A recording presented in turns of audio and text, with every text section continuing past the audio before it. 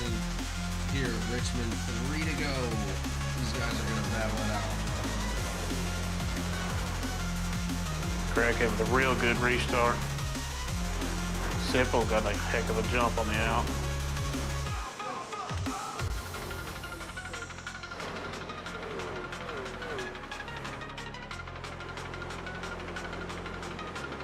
Coming around for 2 to go. Brown looking for that 48. Fought his way back up to the front. He's on his inside, looking on his inside. 48 blocking right there. Oh, Craig had better be ready. He tapped him. He did. He tapped him. And that is going to be a win for the number 10 of A. Brown, tapping the number 48. 48 is not going to be happy, trying to take him out right there after the race. The number 8 and the number 66 are fighting hard for P2 here. 8 not trying. Oh, and they door bang a little bit right there. Ellswick probably able to get the run. Ellswick has the run on the outside. 8 still not letting go. 66 riding that middle line, seeing if he can go ahead and take it home. Coming to the white. Final lap, ladies and gentlemen. It's a dragneck battle for the second place here. 8, 66 side by side, coming in for the last lap here. 66 still side by side with the 8. He's going to get the drive down off the hill. The 8's going to try to work him up the track, try to take that line away from him. The 66 still rolling off the top. The 8's going to get a little tight here.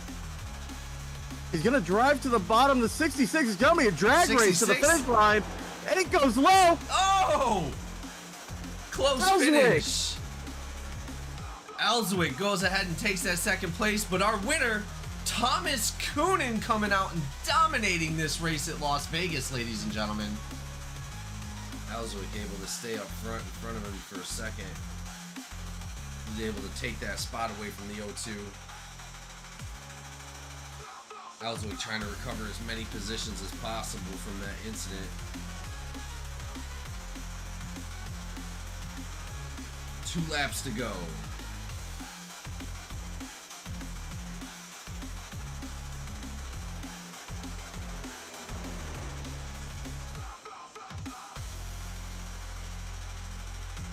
Harris able to get into that 4th spot temporarily. Justin Openchowski on his outside, rushing back through with that run.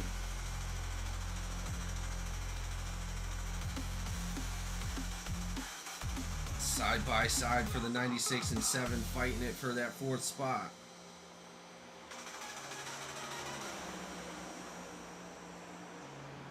Bryce Fontaine was able to get that position on his partner. Tomlinson fell back a little bit. Looks like Harris and Openchowski are trying to catch him, but they are not going to have enough time. And our winner, ladies and gentlemen, is going to be Wesley Lynch, coming across the finish line for the 2nd time this season, but taking the Lake Dog Home Inspection 225 by storm after that green flag pit stop. Here we go with only 3 laps on the clock. Green-white checkered 75 is going to be taking the front. Back to the Geico restart zone. Green flag is out. Huge jump for that 75, as he's been doing all night long. Making it difficult for that 76 to try to catch up to him in a couple laps. Let's see what happens here. We're coming back in. Here we go. White flag is out. No more cautions, ladies and gentlemen. Here we go. This is going to be the end of the race. 76, 75 pushing hard, 76, 39 is now catching up. Here we go. 75 takes it home here at Bristol for the VFW Sayre PA 54. 2 laps to go here at Kansas for the Outlaw Performance 150, ladies and gentlemen. 32 diving down low on the 95. We're going to have a battle on the final lap here. Here we go, 32, 95 side by side. No more yellow flags, just straight horsepower. Here we go, back through the backstretch. Let's see who's going to take this one home.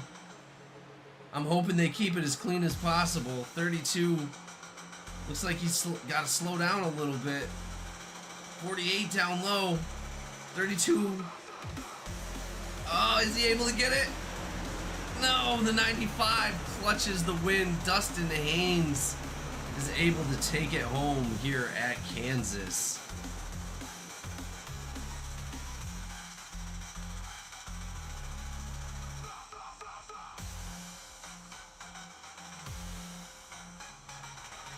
Here we go, back to the Geico restart zone.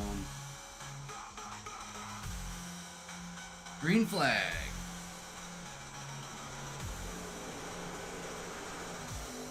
You know, the guy or driver seemed to get a great jump as at 69 of Eller. He's 3 wide as soon as he could be, trying to gain some positions.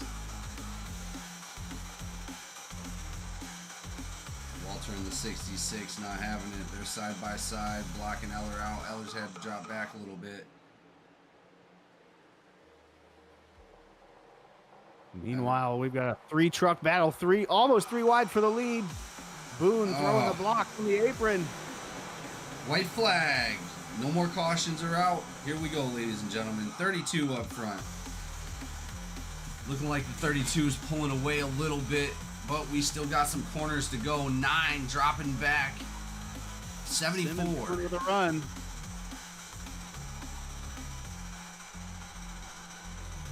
Simmons is right there to take that 3rd spot away. Simmons he wants the win.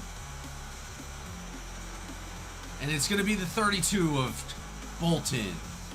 Up 16 spots. They're 4 wide behind them. I know. I was trying to pay attention to the winner, but I seen forward to seeing what these guys got. Tash has been up front all day. She's been doing a great job. Here we go. 3 to go. Green, white, checkered. Green flag. Number 5 is going to take us out. 12 looking on the outside of the number 5. A little early to be looking, but he's looking. Walt needs help. Yeah, it looks like he was about to jump out there and help Walt. Most likely, if Walt gets too close, 12 is going to wind up jumping out to that outside line, expectedly.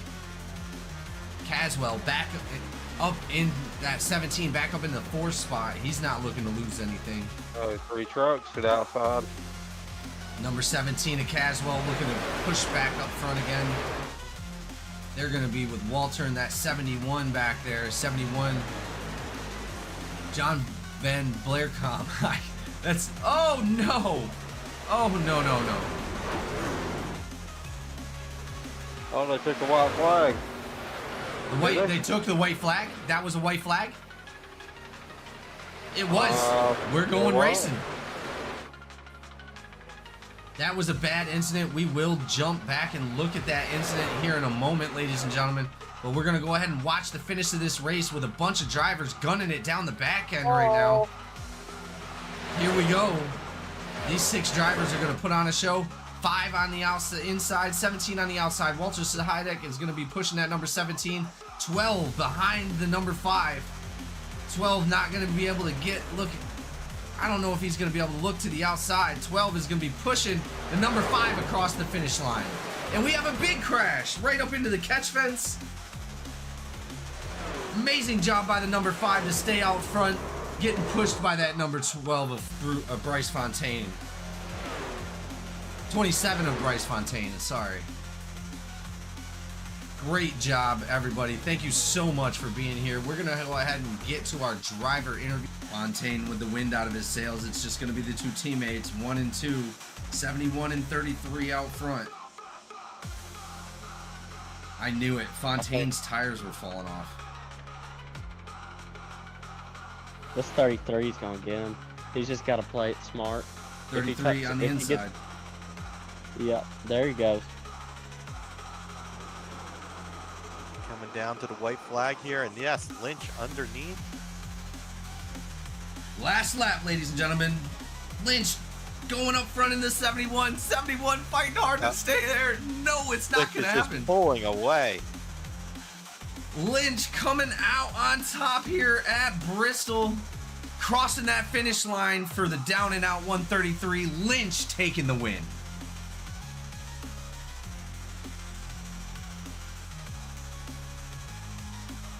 Looks like he is going to be catching him. Hopefully the 39 can maintain his line and stay out front. 2 to go.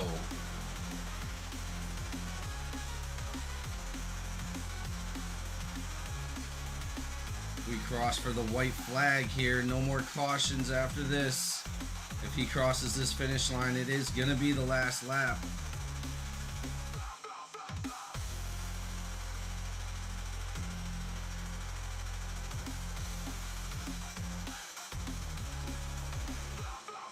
Just 4 more corners here at Charlotte. We're on our final lap, ladies and gentlemen. 39 battling it out with the 76. Coming around for the last time. 9 goes down low to try to avoid our leaders. Here we go. 39, 76, 76 on the inside of the 39. 39, no. He's losing that speed. Hopefully he can cross him over, but it looks like it may be Logan Wilson. And it is the 76 of Logan Wilson takes it home here at Charlotte Motor Speedway. Looks like Tyler Kay and Kenneth Gallman are going to be battling it out for the restart here at Richmond for the down and out 175. This has been one of the most exciting races we've been able to watch all season. Here we go. Pace cars off the track. We're going back to the Geico restart zone. Green flag. A little bit of bumping right there in the beginning. Jockeying for position 86 is Shane Cochran trying to fight his way out to the front.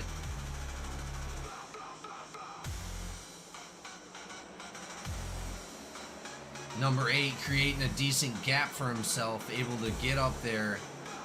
He's going to be running his own race here in a moment. They get final lap, no more cautions for this. Austin, here we go. Last time around Richmond. 8 battling it out with the 71. This is it. Definitely not the podium finishers that we were expecting 5 laps ago. But here we are.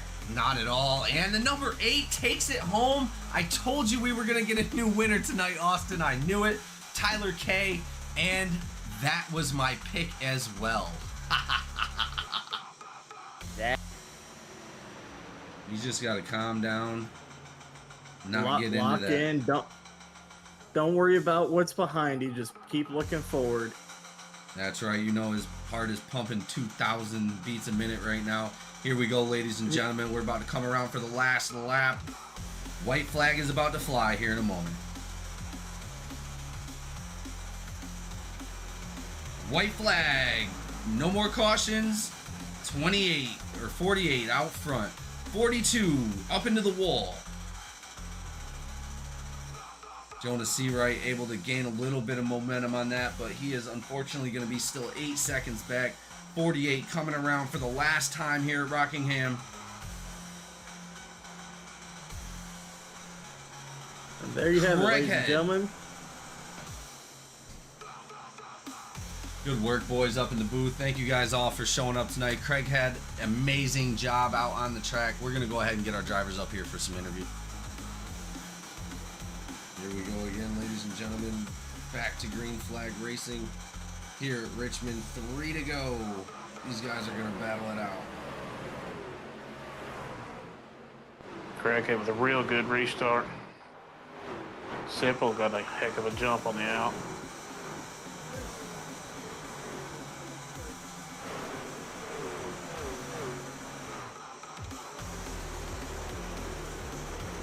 Going around for 2 to go.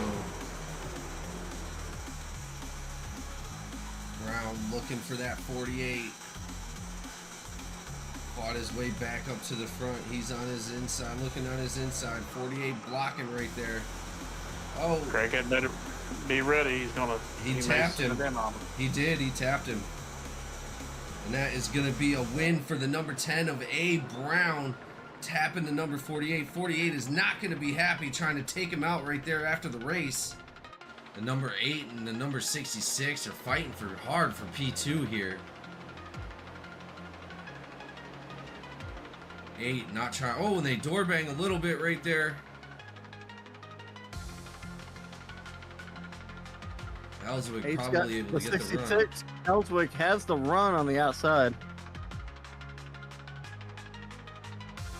8 still not letting go. 66 riding that middle line, seeing if he can go ahead and take it home. Coming to the white. Final White lap, flag ladies is and up. gentlemen. It's a dragneck battle for the second place here. 8, 66 side by side, coming in for the last lap here. 66 still side by side with the 8. He's going to get the drive down off the hill.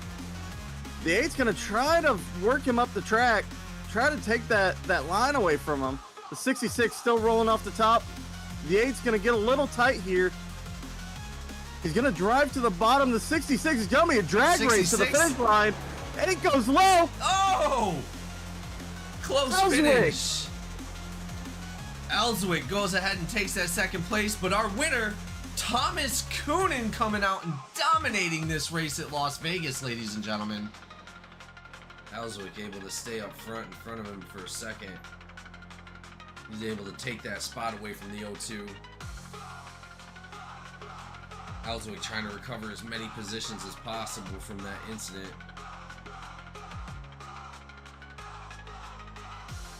2 laps to go.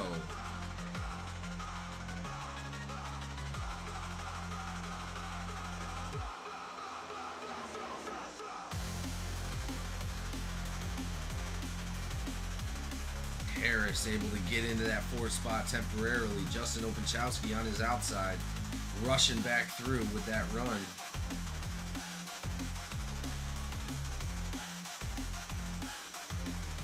Side by side for the 96 and 7, fighting it for that 4th spot.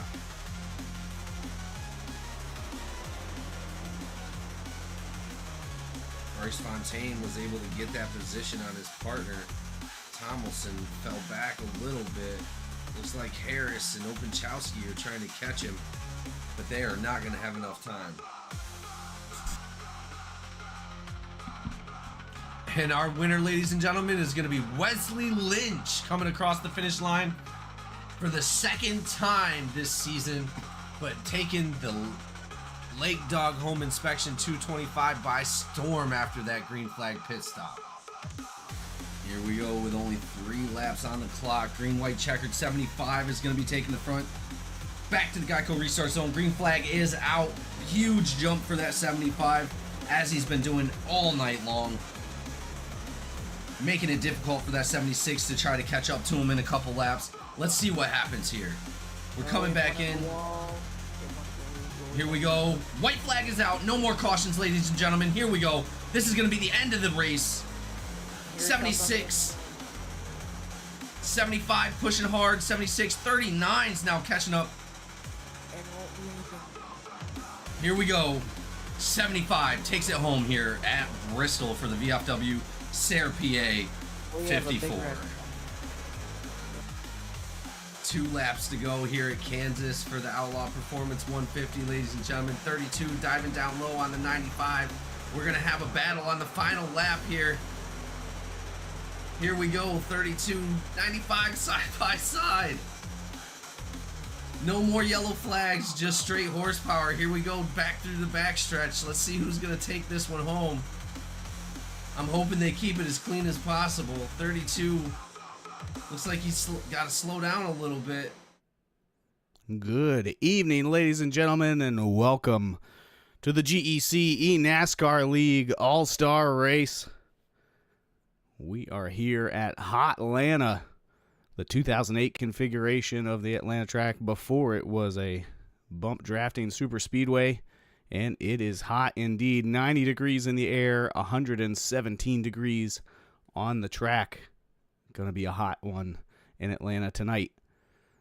I am Shane Cochran, as Jamie Griffin, your usual booth announcer, is going to be in the race tonight, getting it done.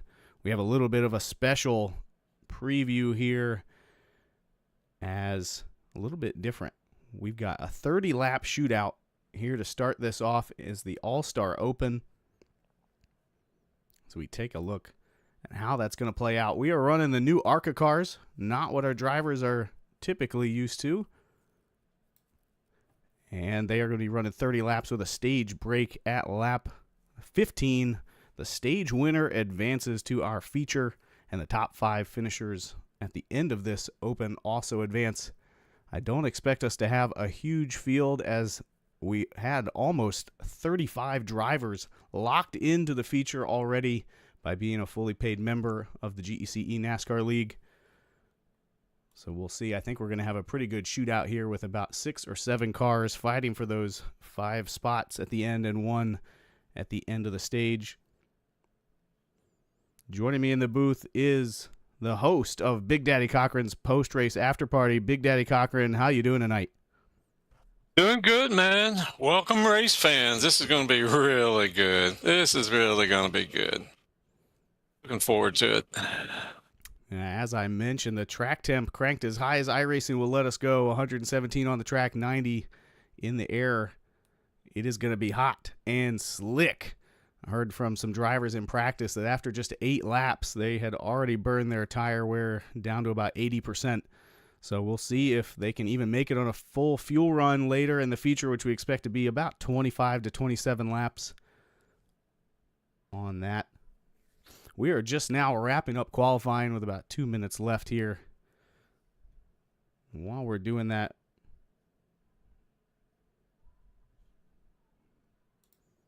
let's bring in another guest to the booth.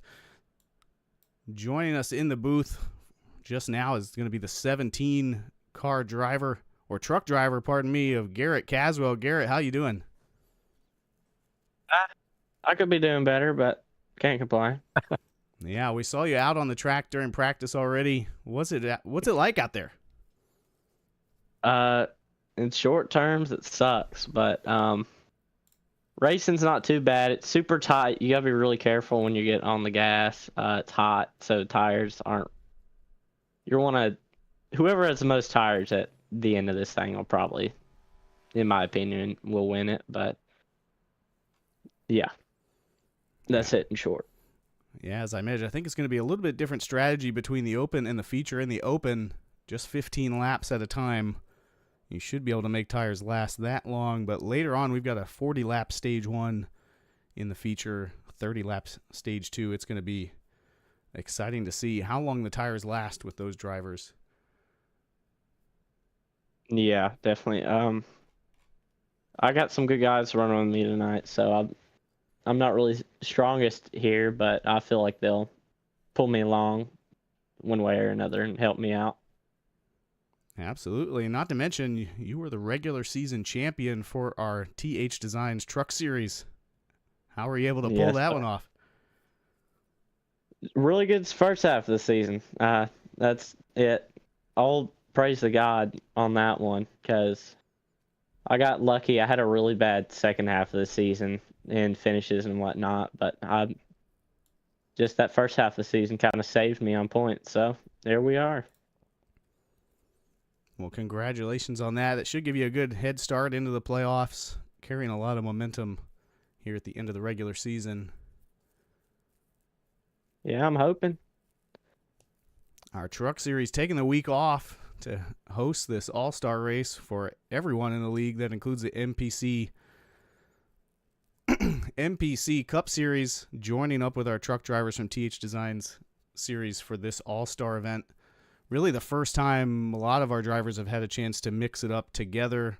Of course, some of our Cup drivers do jump down to the truck series every now and then, but certainly not in the numbers we'll see tonight.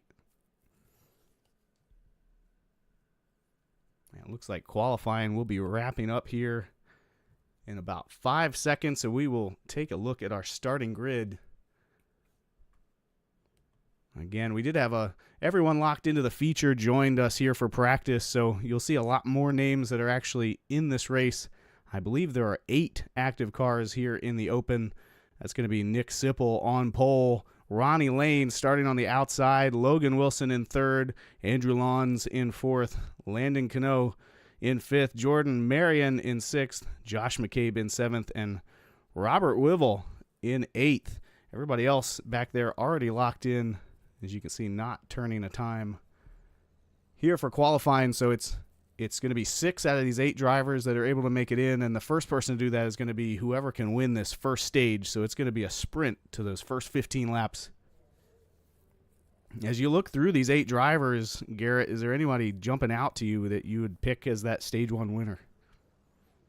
Well, it's a little bit biased, but Nick Seipel, he drives for me. I never doubt in my mind that he can go out, have a strong performance, and get things done. I'm pretty sure the plan is just to take it a little bit easier here with a smaller field is what we talked about, or what I talked about with him. But yeah, he's my main target right now. You know, we actually hear some drivers on the radio asking if Sipple was actually already locked in, which I believe he was. He might not need to race in the open here. Yeah, I got to check in on that. I don't think he was supposed to run this either.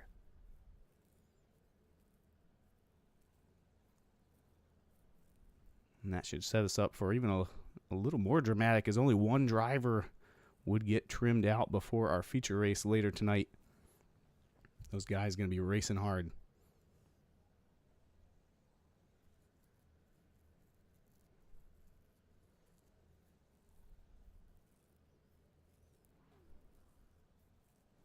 We expect that pace car to get moving here any minute. There we go.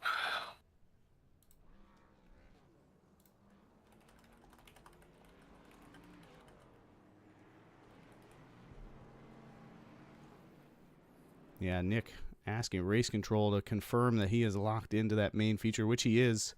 So we should see him pull down and let the rest of these drivers by. All right. I hope I can change my pick now. Absolutely. That's I'll going go to with Ronnie Lane. That's going to bring Logan Wilson up to the inside of the front row. And again, we've got 6 spots up for grabs, 7 drivers on the track. Nobody going to want to be that last driver to sit out and possibly have to join us in the booth later.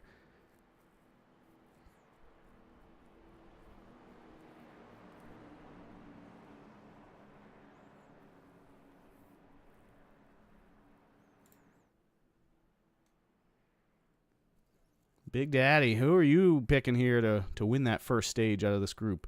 Yeah, this is tough. You know, couple of these guys I'm not real familiar with. I don't know. I've been staring at the 92 Wilson, so I'll go with him. And the green flag is out. They're going. We've already got one driver sideways down into the infield, almost making contact with the pace car. Looks like he's going to be able to keep it going. Hopefully he can stay on that lead lap until the end of the stage.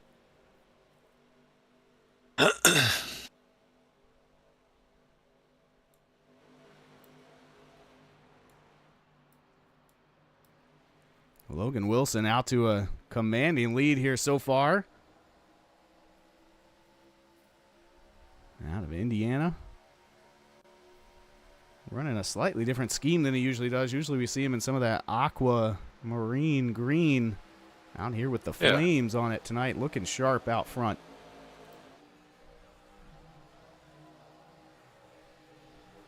And just behind him, Ronnie Lane in the 92. Trying to keep tabs with that leader, and you see Andrew Lawns coming up behind him in the 97. Hometown there across the pond. Love to see our international drivers showing us how to get it done. We've got a race here as Marion dives inside of Ronnie Lane. Those purple flames hailing out of Phoenix. Love to see the pictures he sends to the league in the chat when he attends that Phoenix race, making us all jealous. We've got a pretty good battle here in the back as they're 2x2. And 92 getting loose down to the apron, but he's going to save it.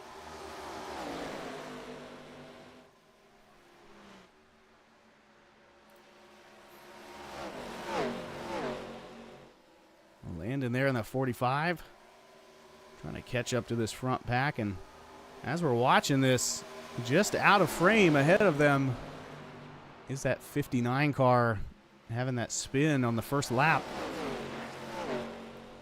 I guess as long as he's the only car one lap down, he can pick up the lucky dog here on lap 15. He's going to need to be careful as these leaders catch up to him.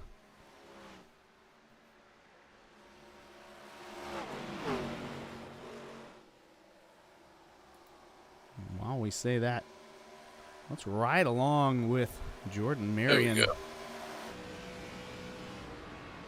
See how this track is feeling. In practice, it sounded like drivers were preferring the high line to get it done, but he's peaking down low, and it seems to be giving him some clean air to get a little extra grip. Where were you finding speed tonight, Caswell? The top was a lot more controllable, and it was my particular way to go, because the runs, if you run it right, which is just stay off a little bit and then just go full throttle all the way around, it does kill a little bit tires, but the bottom's really slick, and you got to be really, really careful on when you decide to get back to the throttle, because if not, that wall will eat you alive.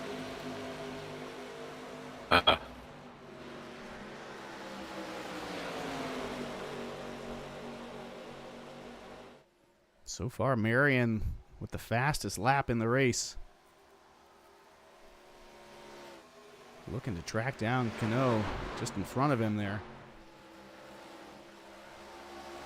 It seemed like Wilson was going to run away with it, but now this pack has caught him as Lons looks to the inside. Not going to get it that time. Marion tags the grass even.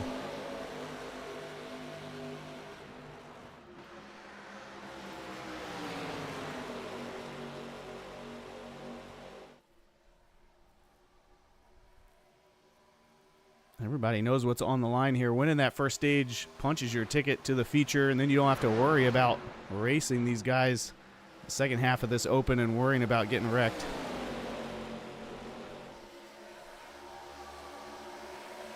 As even just 8 laps in, the cars are starting to get sideways on exit, becoming a handful.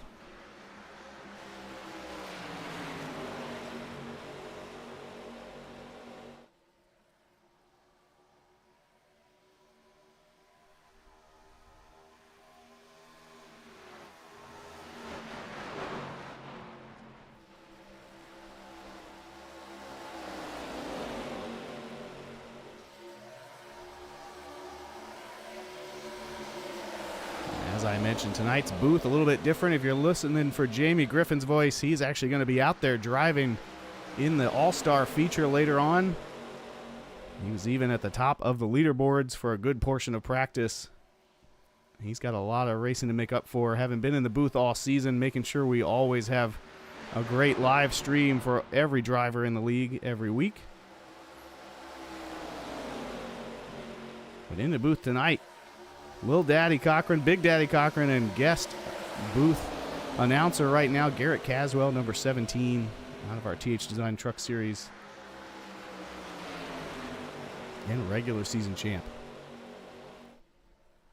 Well, nobody can really break away from this. Yeah, 10 laps in. Seems like everyone's committed to the high line now. Marion going to peek down low on exit. Oh, and he's in the grass again.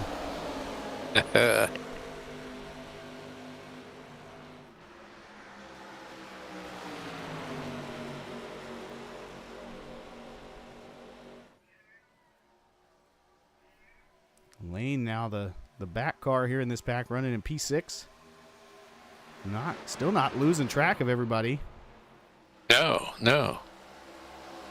Still anybody. Marion looking low one more time. Now he's falling back into the clutches of the 45.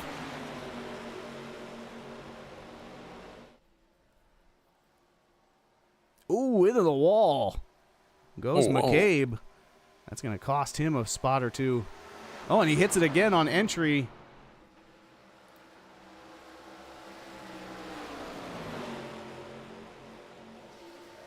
Oh, Marion checking up there. And Lons. These guys really getting together now. And Logan Wilson saying, fight it out, boys. I'm having a great time up here in the front. Ooh, another car tags the wall. Sparks flying.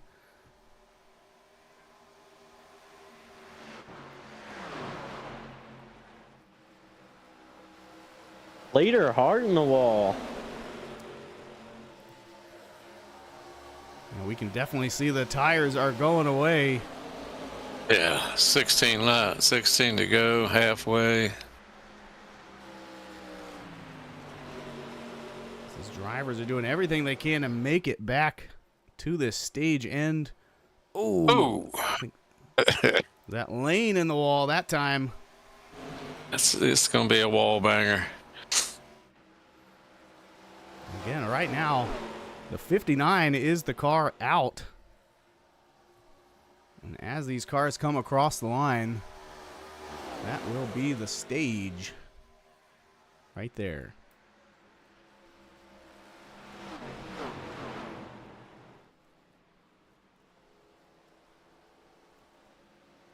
Dang, Logan, you made it.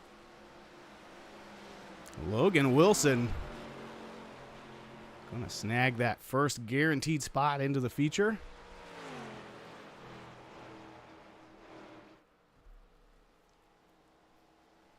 He led all 15 laps of that first stage. Yeah. After starting third and getting to move up as Sipple parked it as he was already eligible.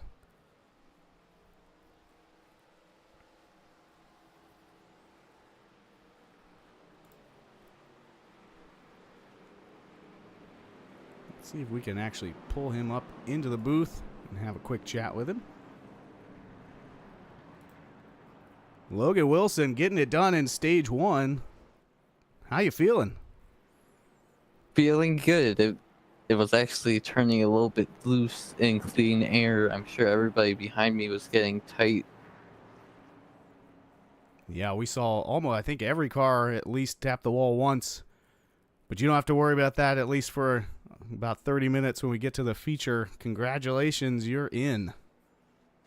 Yeah, man, I picked you. Big Daddy had you all the way.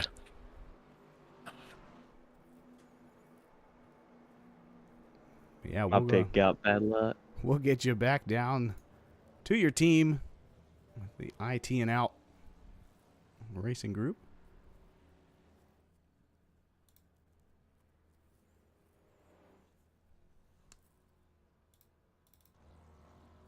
Well, Wilson sure seemed like the dominant car in stage one, but everybody else almost even. Luck of the draw. Yeah. Each lap, kind of whoever hit the wall was falling back. Everybody else moving forward. We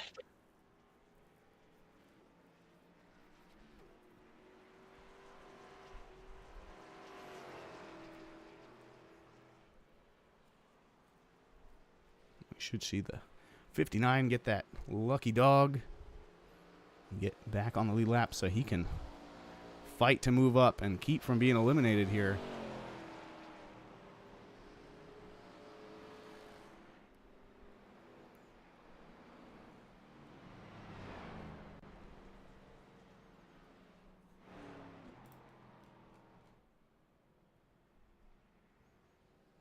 Again, a reminder of how this open is working. 30 laps total. Stage one ended at lap 15, and that stage winner, Logan Wilson, advancing to the feature. And then the top 5 going to make it from here. And there are just 6 cars still on track. So essentially, whoever isn't last is getting in there.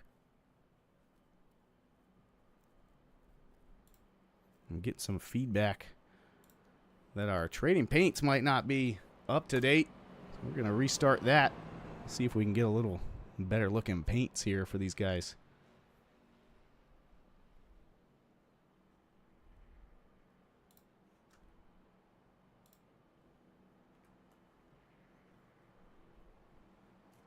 Oh, that looks real good. We'll just leave it like that. Guess who won?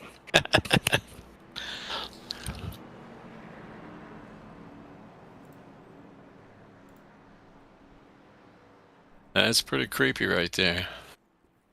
Yeah, you're going to have to just identify them by their rims at this point. Yeah.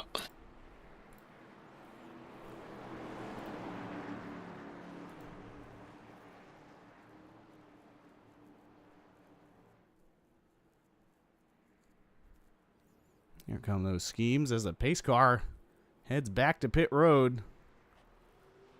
We're going to be coming back to 11 to go at the line. Everybody getting just a little bit squirrely there. There we go. Now we've got some paint schemes. As Marion jumps out to the lead. McCabe to his inside.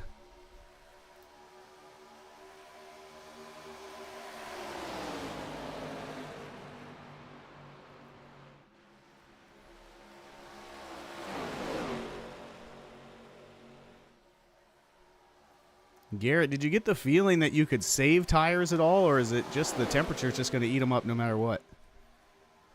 It's definitely a temperature thing to the point where it's just going to tear them apart regardless, but the top definitely does save from what or at least in my opinion, what I felt in my car after a 20-lap run.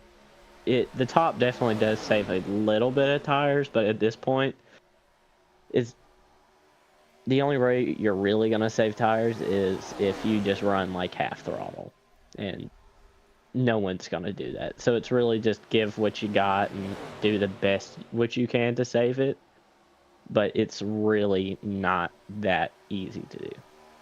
Yeah, especially with just 9 laps to go. Saving probably isn't the answer, but when you see Marion out front like that, kind of pulling away, maybe burning up those tires a little more than the rest of the guys, I wonder if that'll come back to bite him here at the end of the run. Right now, our last driver in is the 97. The 59 falling back a little bit. We saw him with that first lap spin, but able to get back on the lead lap and get down pit road. I wonder if he just has some lingering damage or just maybe not the speed here to compete with the other top 5. So we're heading almost 3 wide. They're in the battle for second. Into the wall goes the 45. Doesn't look too much worse for the wear, though.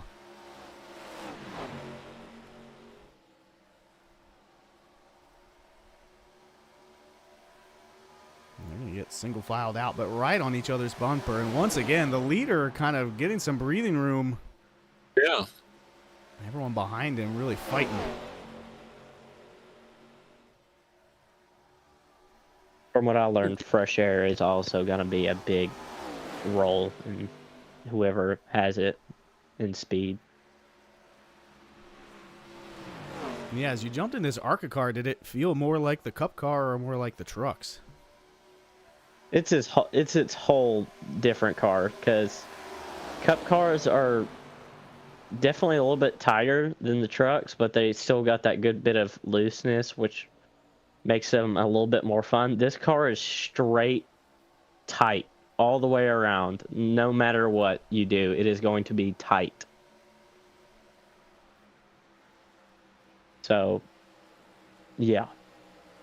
Yeah, it sounded like really the only way people were getting loose is if a driver kind of cut down on their nose right on turn exit and took away some of that downforce. As this group is still fighting side by side. You know, kind of hoping their crew chiefs, their spotters are in their ear telling them, hey, you're good. The gap back to the cutoff is now almost 4 seconds. Yeah. Don't do anything silly.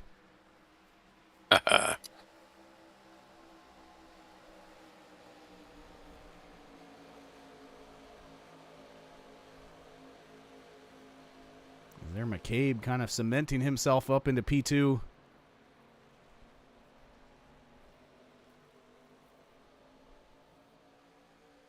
But this battle for third is heating up between the 45 and the 97.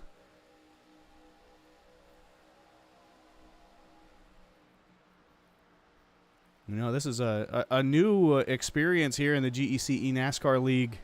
The first time we've had so many drivers joining the community that we needed to have an All-Star Open race just to figure out who could squeeze into the feature. Really exciting to have all the new names, faces, and paint schemes here around the league. Sure is.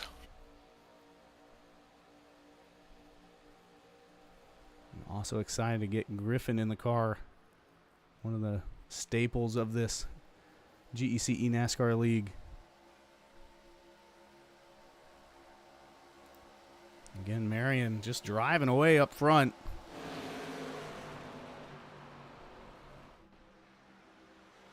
We look back on the field, and we're coming back to the white flag.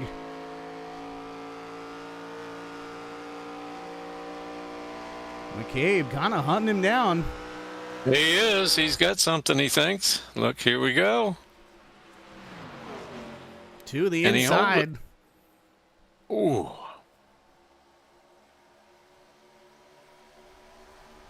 '97's gonna make it harder than that 27. Yeah.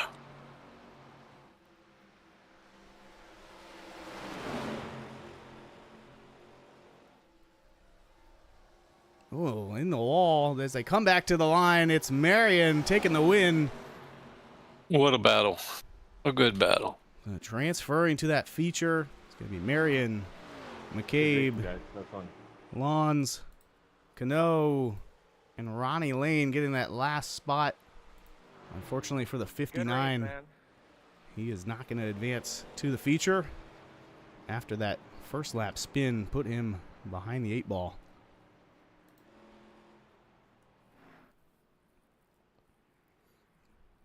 Let's see if we can get Marion up in the booth.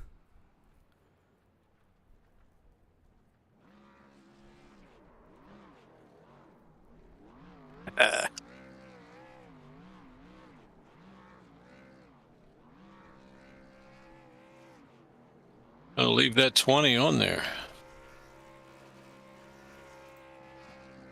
Marion getting it done here and transferring to the All-Star Race feature, bringing home that checkered flag. Tell us how it went for you. Pretty smooth race. Not too many cars in the field. At the end there, I was kind of getting nervous because the 27 of McCabe was actually gonna.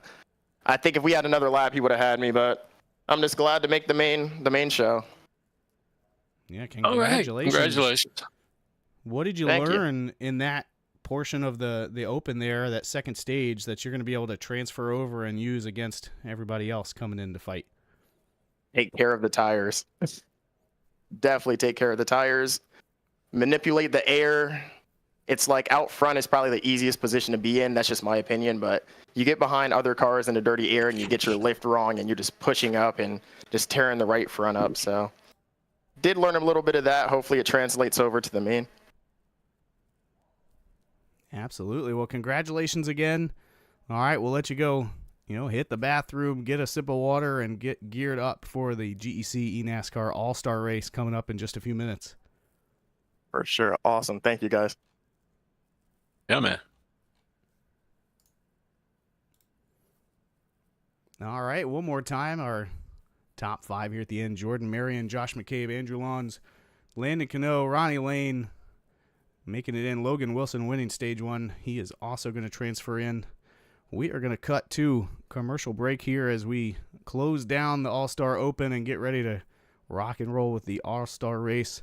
We will be right back in just a few minutes. You just got to calm down, not Lock get into that. in. Don't worry about what's behind you. Just keep looking forward. That's right. His heart is pumping 2,000 beats a minute right now. Here we go, ladies and gentlemen. We're about to come around for the last lap. White flag is about to fly here in a moment. White flag. No more cautions. 28 or 48 out front. 42 up into the wall. Jonas Seawright able to gain a little bit of momentum on that, but he is unfortunately going to be still 8 seconds back. 48 coming around for the last time here at Rockingham. And there you have it, ladies and Craighead. gentlemen. Good work, boys, up in the booth. Thank you guys all for showing up tonight. Craig had an amazing job out on the track. We're going to go ahead and get our drivers up here for some interviews. Here we go again, ladies and gentlemen. Back to green flag racing here at Richmond. 3 to go. These guys are going to battle it out. Craig with a real good restart. Simple got a heck of a jump on the out.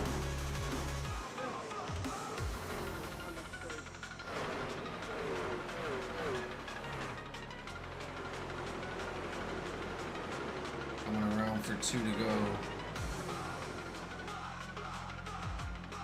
Brown looking for that 48. Fought his way back up to the front. He's on his inside, looking on his inside. 48 blocking right there. Oh, Craig had better be ready. He tapped him. He did. He tapped him. And that is going to be a win for the number 10 of A. Brown. Tapping the number 48. 48 is not going to be happy trying to take him out right there after the race. The number 8 and the number 66 are fighting hard for P2 here.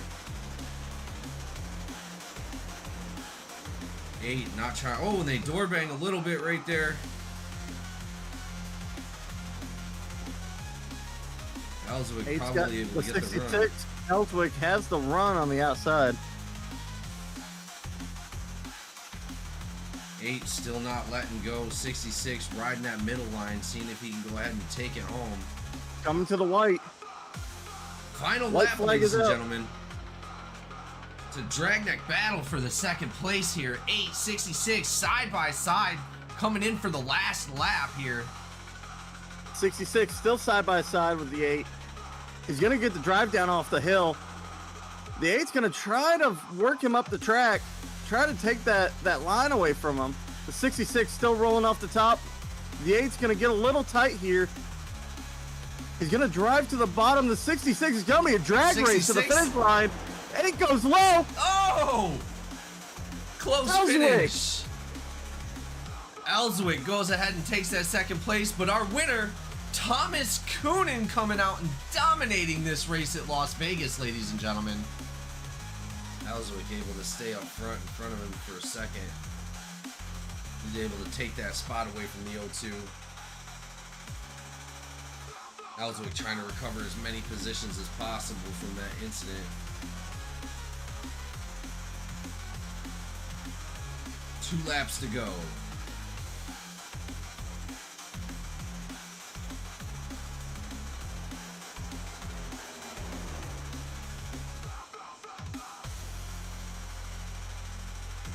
Harris able to get into that 4th spot temporarily. Justin Openchowski on his outside, rushing back through with that run.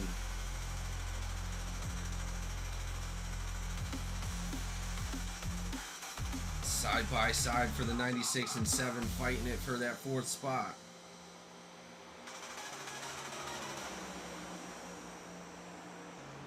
Bryce Fontaine was able to get that position on his partner. Tomlinson fell back a little bit. Looks like Harris and Openchowski are trying to catch him, but they are not going to have enough time. And our winner, ladies and gentlemen, is going to be Wesley Lynch, coming across the finish line for the 2nd time this season, but taking the Lake Dog Home Inspection 225 by storm after that green flag pit stop. Here we go with only 3 laps on the clock. Green, white, checkered 75 is going to be taking the front. Back to the Geico restart zone. Green flag is out. Huge jump for that 75, as he's been doing all night long. Making it difficult for that 76 to try to catch up to him in a couple laps. Let's see what happens here. We're coming back in. Here we go. White flag is out. No more cautions, ladies and gentlemen. Here we go. This is going to be the end of the race. 76. 75 pushing hard. 76. 39 is now catching up. Here we go. 75 takes it home here at Bristol for the VFW Sayre PA 54. 2 laps to go here at Kansas for the Outlaw Performance 150, ladies and gentlemen. 32 diving down low on the 95. We're going to have a battle on the final lap here. Here we go, 32, 95 side by side. No more yellow flags, just straight horsepower. Here we go, back through the backstretch. Let's see who's going to take this one home. I'm hoping they keep it as clean as possible. 32, looks like he's got to slow down a little bit. 48 down low. 32. Oh, is he able to get it? No, the 95 clutches the win. Dustin Haynes is able to take it home here at Kansas.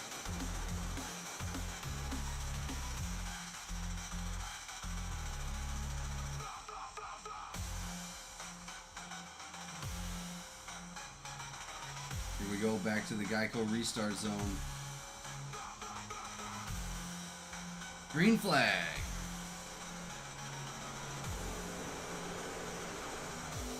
You know, the guy or driver seemed to get a great jump as that 69 of Eller. He's 3 wide as soon as he could be, trying to gain some positions. Walter in the 66, not having it. They're side by side, blocking Eller out. Eller's had to drop back a little bit. Meanwhile, we've got a 3-truck battle, almost 3 wide for the lead. Boone throwing the block from the apron. White flag. No more cautions are out. Here we go, ladies and gentlemen. 32 up front. Looking like the 32 is pulling away a little bit, but we still got some corners to go. 9 dropping back. 74. For the run.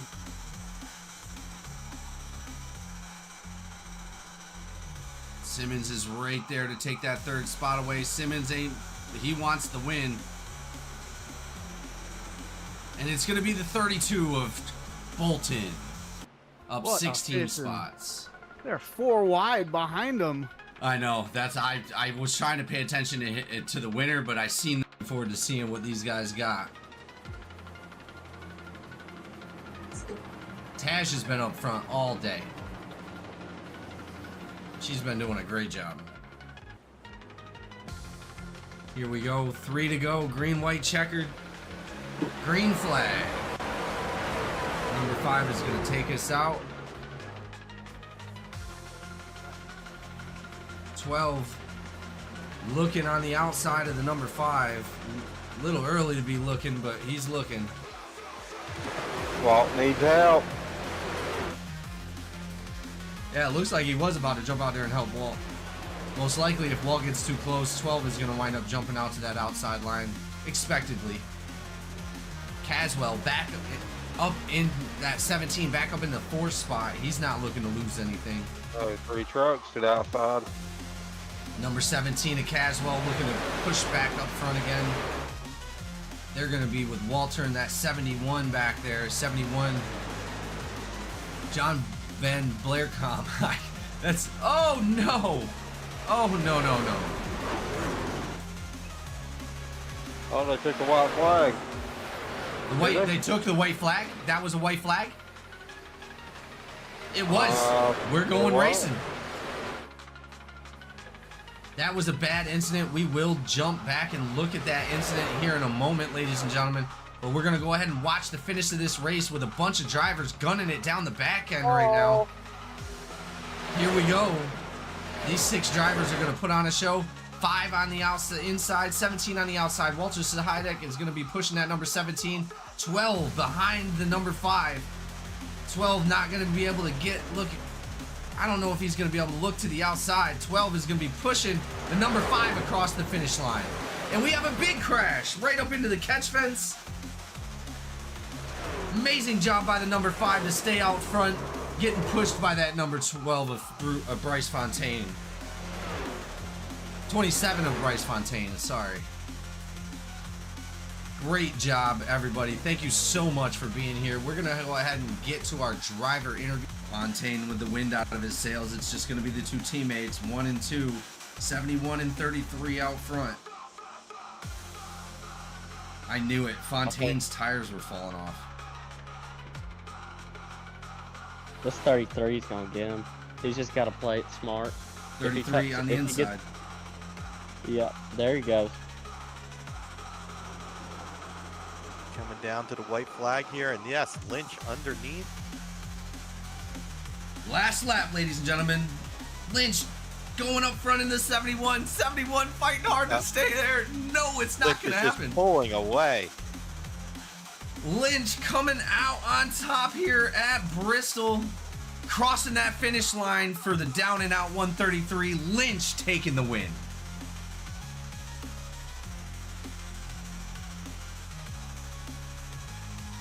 Looks like he is going to be catching him. Hopefully the 39 can maintain his line and stay out front. 2 to go.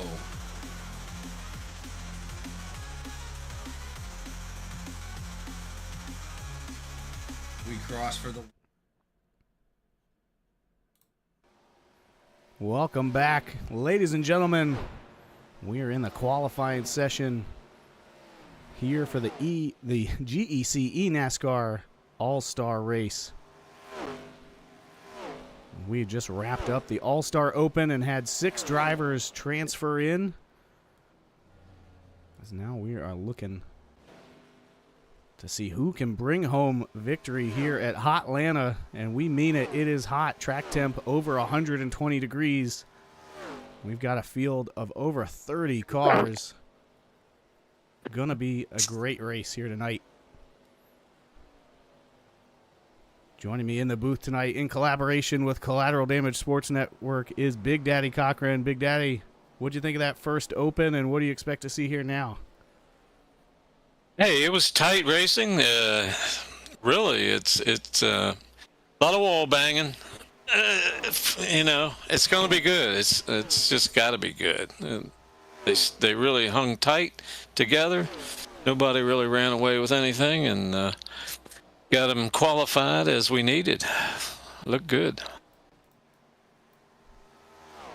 Absolutely. We watch the drivers flying around the track here in practice. If you're used to hearing the voice of Jamie Griffin, I don't want to disappoint you, but he is out on track tonight. And right now at the top of the leaderboard here in open qualifying, looking to make the most of his week off from the broadcast booth. We're going to be pulling up a couple other guest announcers here in the booth, people who weren't able to make it into the race one way or another. And so we have about 7 minutes left here in qualifying. And if you're not familiar with some of the drivers in this series, we're joining up our NPC Cup Series with our TH Design Truck Series. And let's give you a little preview of who makes up our teams here in the league. The GECE NASCAR League is back. Season 6 action in both the NPC Cup Series and the TH Designs Truck Series. Let's take a look at our starting lineups. First up is the IT and Out Esports Group, a 2-time Owner Points champion team led by past GEC Drivers champion Caleb Ellswick. He also has drivers William Chicken Noodle Soup Campbell, Lil Bobby Robert McMillan, and Jason McCabe, aka the Glue Bottle, will be running full-time in trucks, part-time in Cup. Also representing IT and Out in the Truck Series will be Johnny Parsons and Logan Wilson. New team Skidmark Motorsports is racing with faith and leaving his mark, led by Wesley Lynch. Also with Michael Menchaca, Truck Series champion Kenneth Gallman, and 2-time past champion Joe Barrow. Richard Elliott will also join them in the Cup Series as Dustin Crowder and John Anthony represent Skidmark in the trucks. Another new team is Eternal Racing, Speed Beyond Time. Past winner Bryce Fontaine, aka Mr. Spoiler, brings along newcomers William Kern and Mason Tomlinson. But don't forget about back-to-back drivers champion Raymond Hanneman, who will be running a part-time schedule for Eternal. The Yancey Motorsports makes the leap from trucks to Cup this season, racing beyond limits together. Brothers Aaron and Scott will be racing alongside past GEC winner Chad Ashley. Racing Edge starts their second season here at GEC, led by Thomas Coonan, joined by veteran GEC driver Shane Lil Daddy Cochran and newcomer Tyler Krozik. Past GEC Drivers Champion Andrew Clue will also be joining Racing Edge part-time in the Truck Series. Another team here is Tachyon Simsport, a group of drivers with experience and hungry for that first GEC victory. Randy Sprouse, Jordan Marion, Jason Bombard, and Brad Wilson make up their Cup roster, while Michael Boone, Hunter Volts, and Tommy Osborne will see them in the trucks. Another new team is Outlaw Performance, led by Dustin Haynes, along with Justin Harris, Kyle Trudeau, and perennial favorite Harrison Whitehead in the Cup Series. Also representing Outlaw in the trucks will be Connell Bolton and Kyle Simmons. Our next team is Racers for Christ, led by Klaus Brom and Corey Cheshire. Looking to make their mark on the Truck Series this year is Georgia Line Racing, led by Jacob Hughes, along with Josh Eller and John Hughes. HB Motorsports is another new team in our Truck Series. Drivers Landon Bennett and Jake Heller. Cranking up the volume is High Voltage Motorsports. Mike Babinchak, Chase Rockford, Scott Millard, and Michael White also racing in the Truck Series. Last but not least is JWR Motorsports, the lone representation for Ford in the GEC Series. Jonah Seawright, Ryan Elzey, and Wesley Lister. That wraps up our team rosters. Drivers drop the clutch and mash the gas. Look at that. Jamie Griffin. As we see the team rosters wrap up, a lot of change actually since the beginning of the season. When that was the team lineup, we've had whole teams kind of move on. Other drivers switch around. A lot of new drivers joining the team. So if you see us talk about some drivers in different teams than you just saw in that video, that's why. We are 10 races into the season here. The regular season has concluded, and we are getting ready for our playoffs, and that's where we come to the All-Star race now. With just 2 minutes left in qualifying, the 34 car of Nick Sipple has jumped to the top of the leaderboard, just ahead of Jamie Griffin, Wesley Lynch, Kenneth Gallman, and Thomas Coonan. Coonan now moving up to fourth ahead of Gallman. Let's talk a little bit about the format of our All-Star race here tonight. Again, we are in the new ARCA cars that iRacing launched just a few months ago. Many drivers not having experience in these cars, and definitely not compared to the Cup and trucks we run week in and week out. We've got 100 laps here at Atlanta, 3 stages. Oh, actually, we've got a typo there. The first stage ends at lap 40. The second stage ends at lap 70. There we go. And stage wins don't really mean much other than setting you up to be the one setting strategy on pit road. With the tire wear we've got going on, I'm going to expect everybody coming down pit road for 4 fresh Goodyear tires every chance they get. And when it comes down to it at lap 100, the winner takes all, and that's all there is to it. Second place, not going to give you anything tonight other than disappointment.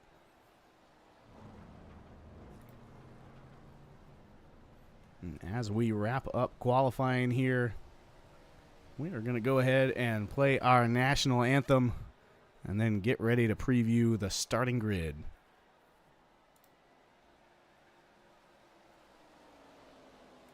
Oh, say, can you see by the dawn's early light what so proudly we hailed at the twilight's last gleaming? whose broad stripes and bright stars through the perilous fight, o'er the ramparts we watched, were so gallantly streaming, and the rocket's red glare, the bombs bursting in air, gave proof through the night that our flag was still there. Oh, say does that star-spangled banner yet wave o'er the land of the free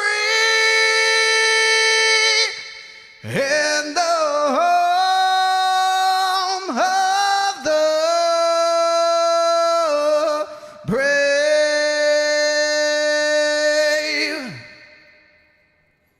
As always, our national anthem provided by the Cochrane Crooner.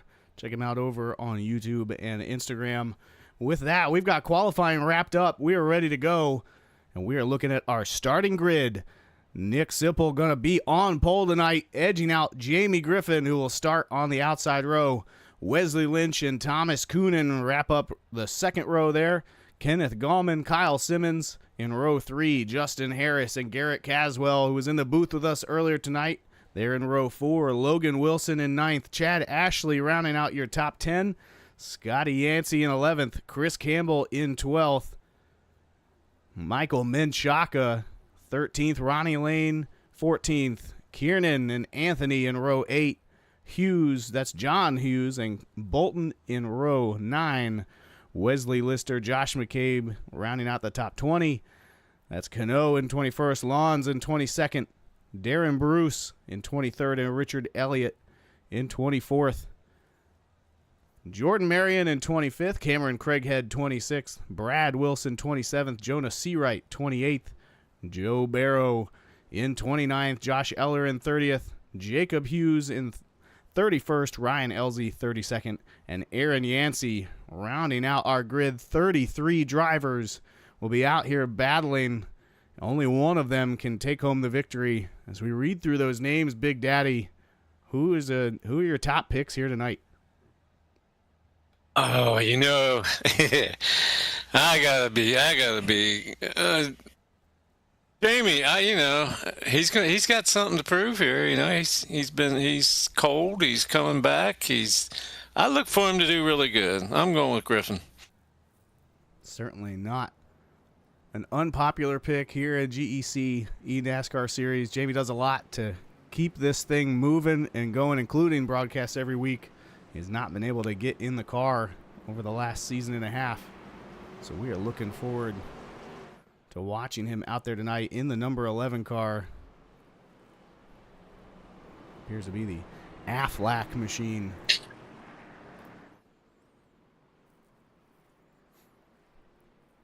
Aflac. I think as I look through here, it's going to be hard to pick against my Racing Edge teammate, Thomas Coonan, starting in 4th. He always seems to have raw speed no matter what track we're at. And he is perched right there in the catbird seat, ready to make moves in the 23.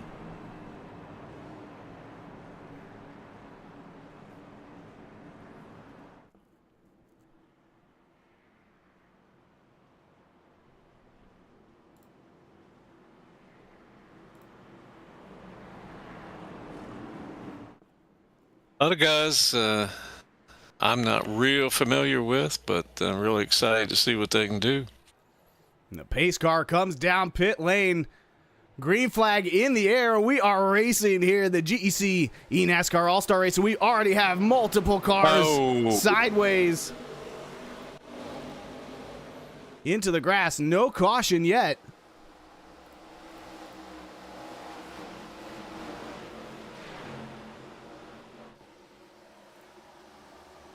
Looks like the 73, one of those cars back there, the 92 of Yancey.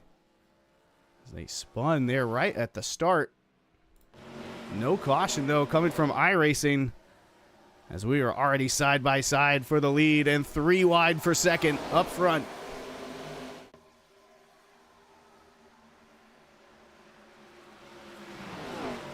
Coonan down low under the 75.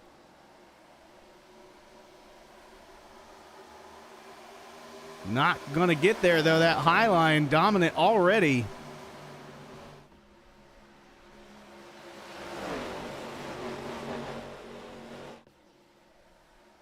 The 11 of Griffin a little loose, but able to keep it. Oh, but just behind him. Ooh. That's Lynch hitting the wall hard.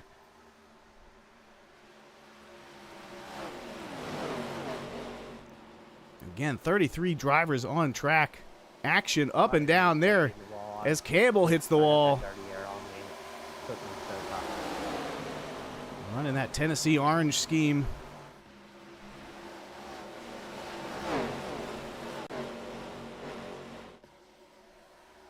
Up front, Logan Wilson, your Stage 1 winner from the All-Star Open, is making a play for second place. Underneath of the 23. I'm staying up high, leaders. Oh, Griffin gets loose. Might have had a little help. Keep it straight for now as Harris is right on his bumper. Yes. You're all good. We're not even to you yet. Oh, big crash behind him. The 54 in the wall. And that's going to be our first caution of the night as drivers are flying every which way around him. Whoa. Thanks for the room there, 45, man. Good drive. Let's go back and take a look at that one. He's got pretty good damage there. They were 3 wide coming out of the turn. Got 40, I believe. And the 54 just comes up across the nose. Yes. Looks like maybe the 40 thought the 42 was coming up that way. Oof. Let's see that again from the blimp cam. Ooh. Several cars involved.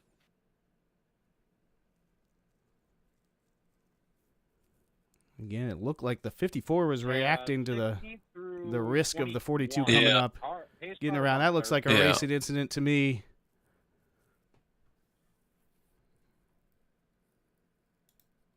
As we are also running race control here from the booth tonight. We'll go down and let those guys know that.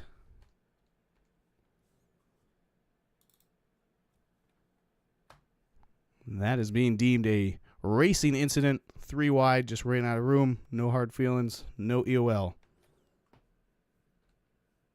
Are we supposed to have infinite tires? Yep, you're going to need them.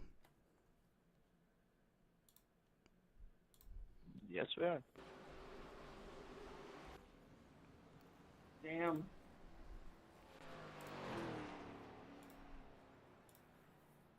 Dude, I'm sorry. Just like in every Just like in every GEC race, drivers have one fast repair they can use as a mulligan to make up for a disaster like that one there, but that means you've got to be driving safe the rest of the night.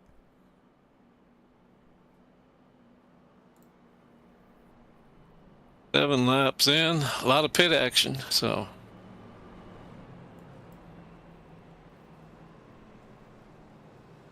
Yeah, actually, about half of the field hit pit road, and the other half staying out.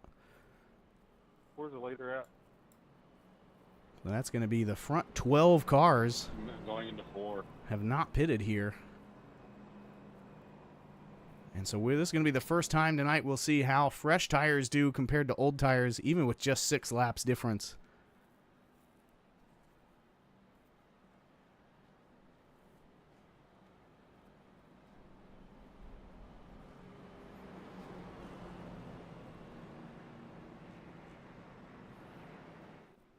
So far, That 75 paint scheme, it's the 34 as scored by iRacing tonight. When we've got our truck and cup drivers all racing together, we've got a couple overlaps with numbers. So iRacing going to assign you a number if two drivers show up asking for the same one. So pardon the confusion if we are mentioning drivers all my damage, but it will not let me drive off pit road. by their paint scheme number that might not match what's in the leaderboard.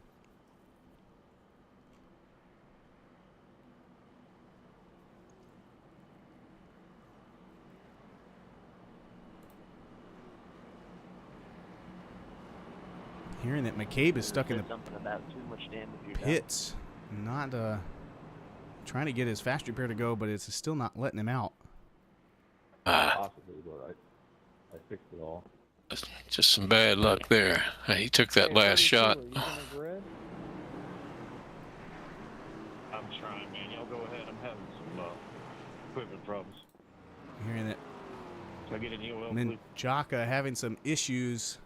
Race control, I might need a black cleared. I need a black clear class. And we already have a yellow flag. Multiple drivers off track. I also need a black clear. Dolman, that's on me. I spun the rear wheels. Sorry, buddy. And we are going to be making use of the clear everyone's penalties as fast as possible button here tonight. In most of our league races, you know, we take our cautions very seriously. Drivers having to claim them or be judged post-race by the directors. But tonight, we are not taking it too seriously, just trying to have a good time and celebrate this great season and great community here at GEC. Wave round, and if so, am I the one getting a wave round? Come on, catch back car. All I gotta say is whoever Cletus McFarland, you're fired. Let's go back and take a look, see if we could see what started that one. I believe it was LZ. The first car showing up in our tracker is getting sideways. Ooh. Also looked like the 5, maybe. Oh, big collision there. Okay, let's back that up. Take a look how this happens. Oh, let's get a better angle. Looks like it started up even further with maybe the 71. And Marion, is that? 20's Marion, yeah. Can I get a black class, too?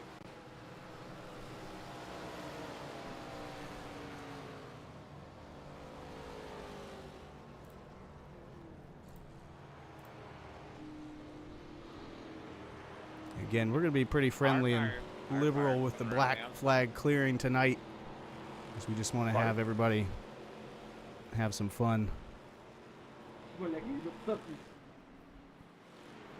24 Bart.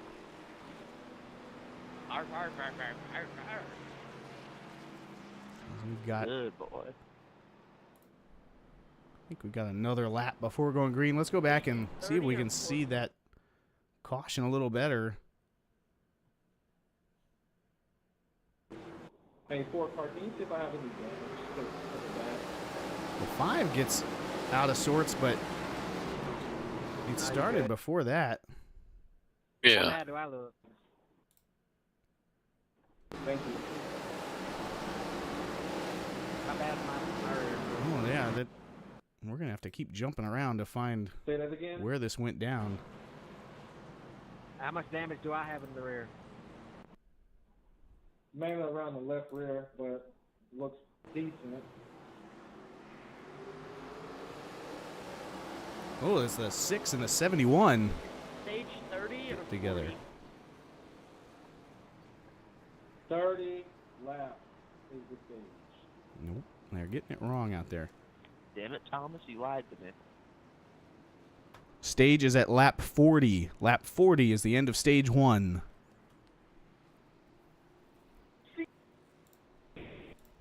Check it. My fault. I told you it was at 40. Elliot, you got a mic? Every time someone asks what stage is, when the stage started. Well, what do you think so far, Big Daddy? Stage. A little more cautions than I was expecting. Most of them coming right at the starting line. Yeah, it's I think there's some guys losing a little traction there, some backing it up. Everyone be careful on He'll work it out. It'll get better as we go, I hope. And we are green once again. Sybil out front. Yeah. Multiple drivers again struggling to get traction back in the pack. I get a black flag clear fast and under yellow. I'm back. So it looks like Yancey dropping back here in the back. Good racing all through the field. They're a little spread out at the front. Simple Coonan and Logan Wilson.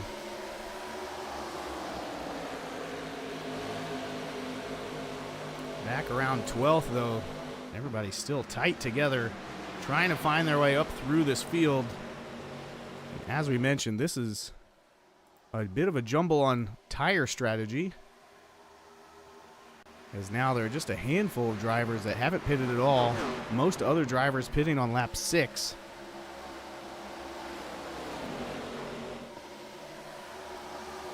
Three wide there. Barrow in a really sharp-looking Mountain Dew scheme with his usual green. Oh, yeah. That was bolting into the wall, running the Coors Light Banquet Beer 21.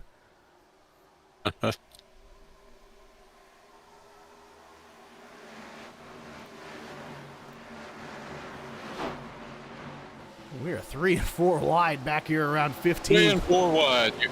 Yeah, it's wild. Looking for a hole. Up front, Coonan trying to track down the 75. There's so much action, I'm not even sure where to look here. Side by side here for 10th. And I don't even know, 6, 7, 8 wide it looks like.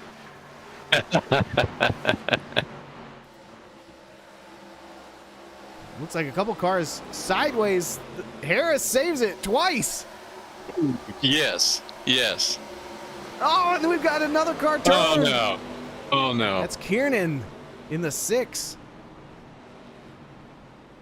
And that's going to be Caution's out. our third caution of the race. Well, what now? Multiple cars involved in that one.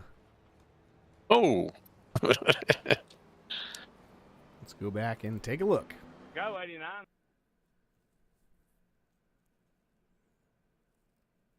Yeah, it looked like Just coming down. 6 and the 19 coming through the dog leg there. Catch space car, please. Griffin getting tagged as well. Let's yeah. back that up a little further. See how this all comes together. It looks like the 6 is way up high. Has to lift. Yeah. And then the 73 is on him. And, yeah, I just don't think he knew the 19 was there. Turn 3.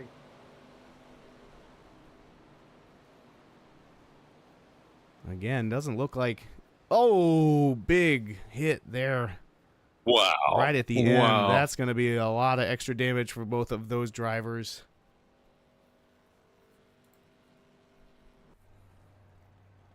$18 laps in the books. Already more action than we can keep the camera on. Really? As now it looks like the entire field's going to come down pit road now and get some fresh tires. Drivers do have an unlimited amount of fresh tires tonight. As we mentioned, They're going to need them. They absolutely will. The weather is just hot, hot, hot here at Atlanta.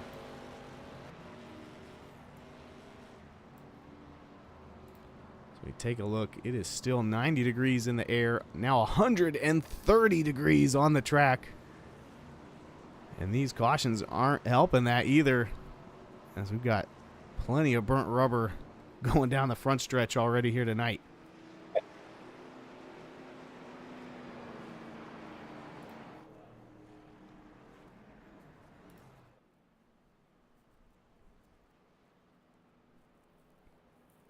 looks like the 54 of Ashley will inherit the lead after staying out. Yeah. He pitted back on lap 6, as did Ronnie Lane there behind him in the 27. Crazy work. It's a wild play. I don't know if it's going to work out. Still Cameron, do you really 21 like- laps to go in this first He would've been, stage. like 3 spots back with tires. I have to settle down a little bit back there, mid pack. I'm going to tell you now that 1% is going to make the difference. Yeah, everybody just trying to get some clean air. Cameron's a dog, though. I don't know. Yeah. Yeah, he's a chihuahua. So that's going to leave Ashley and Lane here at the front. They have 13 laps on their tires, and behind them is going to be Seawright, Eller, and Marion, each with 8 laps on their tires, and everybody behind them has pitted. Who wrecked them at Richmond coming to the finish? Is he in there? Also looks like almost everyone taking 4 tires, just a couple drivers taking 2. And we've got a driver coming down the backstretch sideways. That's a real problem, yeah. That is the 19 of Garrett Caswell. Garrett was in the booth with us earlier. He is Oh, man. the regular season champion in the Truck Series, and that might be all for him. He's going to need to take a tow to get back to pit road, most likely. Remember, guys, take it easy on the restarts. Yes, Mom.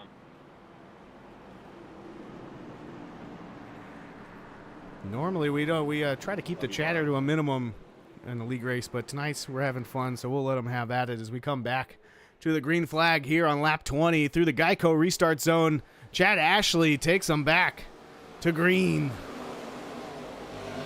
with Caswell walking it sideways in the back. Yeah. Doing the crab walk. He's got it. He's got that thing set up for a dirt track, it looks like.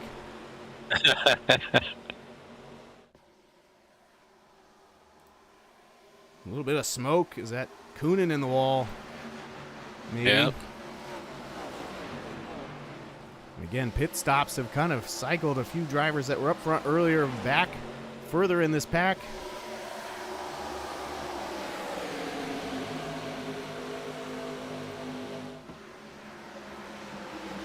Ronnie Lane, one of those drivers transferring up from the All-Star Open. Logan Wilson just in front of him doing the same.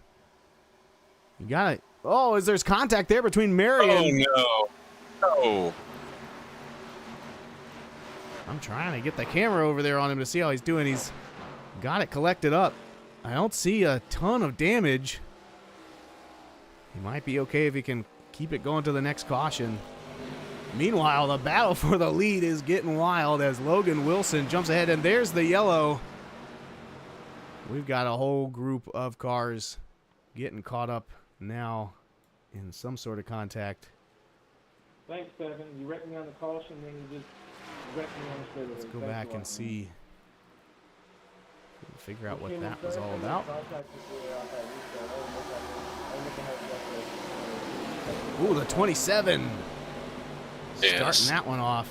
That's Ronnie Lane. We were just talking about him moving up from the open. We'll leave it at that. Oh, down in the grass even. Ladies, there's plenty of Wesley to fight over. You could deal with it after the race. Let's see how it's going here. I mean, there is. Ooh, they just, again, 3 wide down the front stretch. Just doesn't work. No. You got loose. Back that up and see what it looks like. We'll see from who's, let's see what we can see here. I got engine trouble 92. You can go around. It's wide open. They're just coming out of turn 4. Everybody's sliding. You can see how little grip these cars have on this hot track. The 27 maybe a little loose. Cletus, I need you to blow one of your cylinders and get 10. And they just, yeah, it looked like maybe the 27 was loose. Yeah. Was not able to give the 7 enough room. But yeah, 3 wide on the front stretch has been dangerous all night. And the 45, just an unfortunate bystander trying to get by on the outside, gets caught up in that as well. Oh, Yeah. and then Coonan catches some. Oh, more drivers. Oh. Kiernan in the 6 catching some of that. That is going to shake things up once again on pit strategy as we're now 24 laps into this 100-lap race. I completely missed the whole driver meeting thing. Is there like payouts for this race? Only if you paid the $20. Let's see. Which I did. I think yes, there is a track. cash payout tonight. We'll have to wait till after the race, get the official number from Jamie, but there is a payout. Do you have like positions? Winner takes all. Well, now it's going to be a wreck fest on the last lap. All right, where's the Dale Earnhardt car? We need him. Drivers getting lined up. I'm One more referring time. to Dusty, not Dale.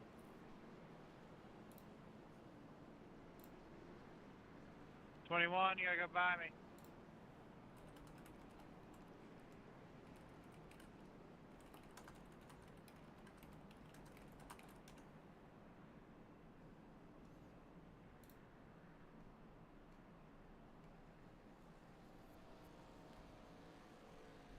As we take a look through the field, at 48 of Cameron Craighead is up 24 positions from the start of the race. One of the biggest movers here tonight.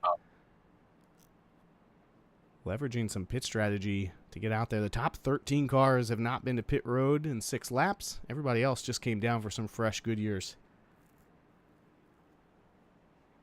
I think I need to get behind you, Marion. It's hard when your number's different than what it is on the car. We're coming back to green again.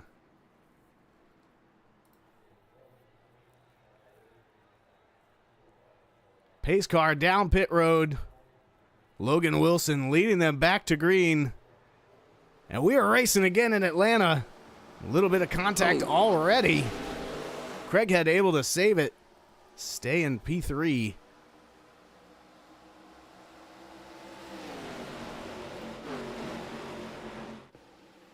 Kind of getting the feeling the drivers are realizing how dangerous it is and playing it a little easier here on the restarts.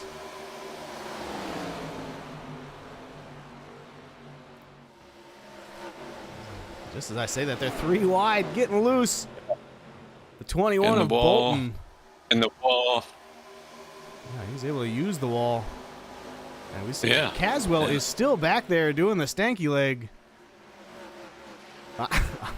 I'm impressed. I don't know if he's going to win it, but he's still going. Meanwhile, up front, Logan Wilson with a little bit of some breathing room ahead of Sipple and Craighead, as Campbell now getting his way up into the top 4. He's up 8 positions from where he started tonight.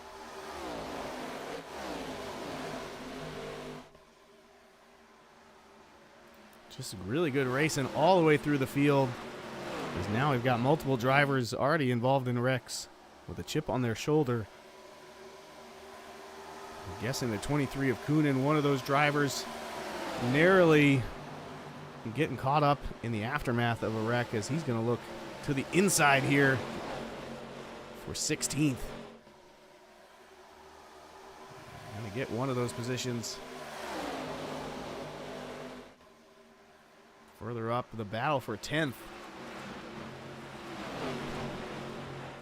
Side by side. Oh, as the car goes sideways, that's Chad Ashley collecting the 23 down the backstretch. No caution yet. There it is. Caswell flying through there. I think his handling finally caught up with him. Let's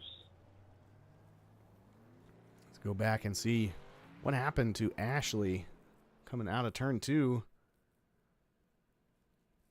Pace car is out of tune. Yeah, looks like he just got loose. Then tags the wall and overcorrects. Tagged it, turned him right across. Nowhere for the 23 to go, except into that inside wall with the 54. And then Caswell trying to hang on to that sideways 17. He splits the cars, but wasn't able to keep it straight on track. 30 laps in this first stage. As my friend Alan Bergen would say, there's more action than a Waffle House at 2 in the morning here tonight. Yo, kill.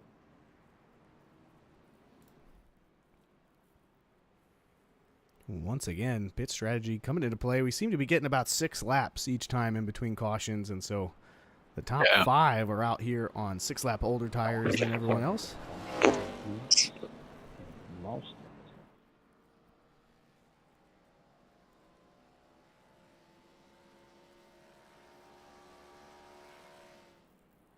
Don't touch me. Pace car driver earning his paycheck tonight. You know, we kind of expected this, right? The race is designed to keep it action-packed. Everybody really anxious to try and win this All-Star race, have those bragging rights, and carry momentum into our playoffs. And the track is burning hot. By design, we want this to be a challenge. We don't want it to be easy here at the All-Star race. And whoever comes away with the checkered flag is going to have to earn it.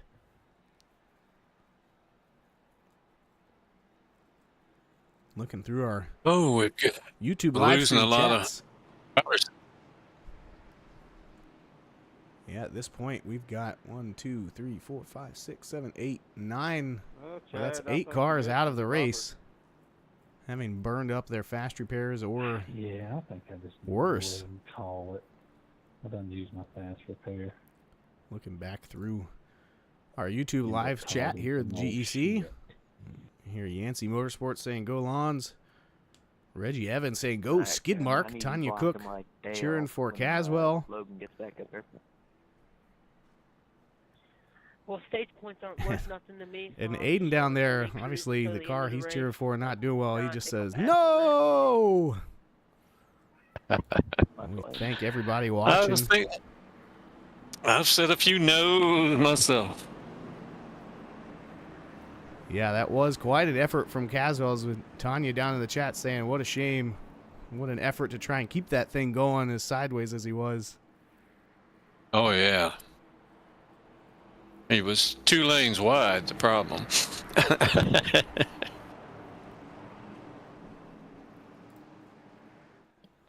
We're coming back to green one more time.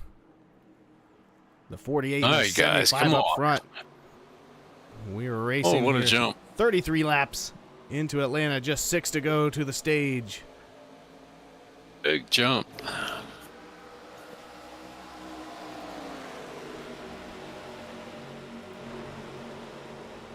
Side by side here, racing for 5th.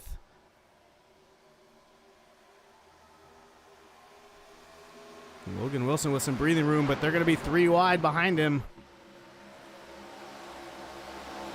As Bruce thinks better of it, tucks down in behind Campbell. Gets a big run. Now they're 3 wide. Ooh, we've seen that not work earlier in the night, but they get it done there. Bruce getting the 2-for-1 special. Up to P6.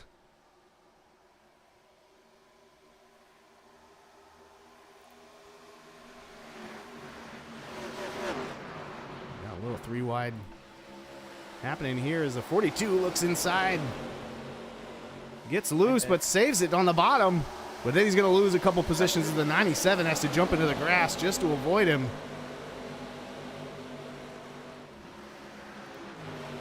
Back up front, Harris is closing in on Wilson. Justin, keep giving them the business. And Craighead catching up to Sybil.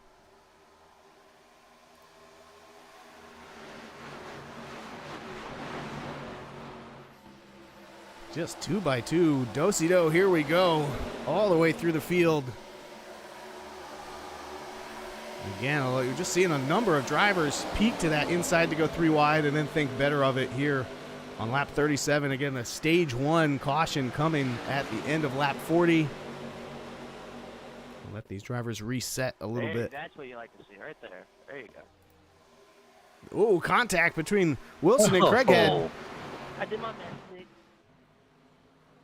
I'm cooked. Here they come. Wilson You're on pushing them. 13 lap Ooh, fresher look at tires, this. but oh no! Oh, no. There he goes into the wall. Checking out. Everybody checking up. And that's going to be our stage. You did your best, all right. Jesus. And we were watching that one as he came up to take the lead. Just got a really big push from Craighead at probably the least opportune time. Let me take another look at that. Can we get a change of chonies for every driver that almost died? Oh, it's got my pick of the night in the booth, I see. Yeah. Just lost it there. We are joined in the booth by that familiar voice you're used to, Jamie Griffin. Not having the luck you were hoping for tonight. What was it like out there? Looks like you're sideways in 3. It was just chaotic. Towards the front it wasn't too bad, but getting towards the back and they were running 3 wide and stuff like that. It wasn't the problem of maintaining it. It was just all the checkups that were going on. I've seen a lot of bumping, and it's really hard to even come in any contact with another driver on any corner, let alone pushing them straight through. As you see what just happened just now. He got behind him, got really squirrely, and just went right out. Unlike the new Atlanta, this is just, you can't do that. Contact there on pit road. 2 for 2. Pit road. Oh my God. Oh no. 2 sideways. Richard Elliott. All right, back guys, there. let's keep it together here on pit road. Be mindful of your surroundings. That is the stage.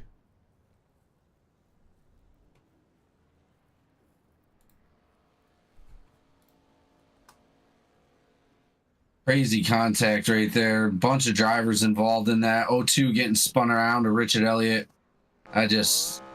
Wow. Everybody's got their hands knuckle tight on the steering wheel, man.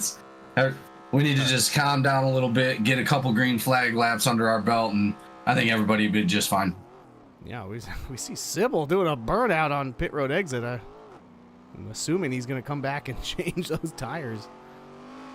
Well, we can get equal tires all the way around. Had so many different people on different tires didn't help either. All those cautions. Yeah, that was Wilson on the freshest tires, able to get up front, but right when he got there, he had to check up, and the 48 was right on his bumper coming through the tri-oval. I'm sure as not a lot of people are expected to have that much power in second gear. These cars will absolutely spin out in second gear, as we've already seen on a couple of the restarts. Just causing a little bit of chaos out there, but I think they're going to be able to shake it off. Not sure what Sipple's doing here. Hey, Nick, I don't know what you're doing there, but you better cut it out or you're parked.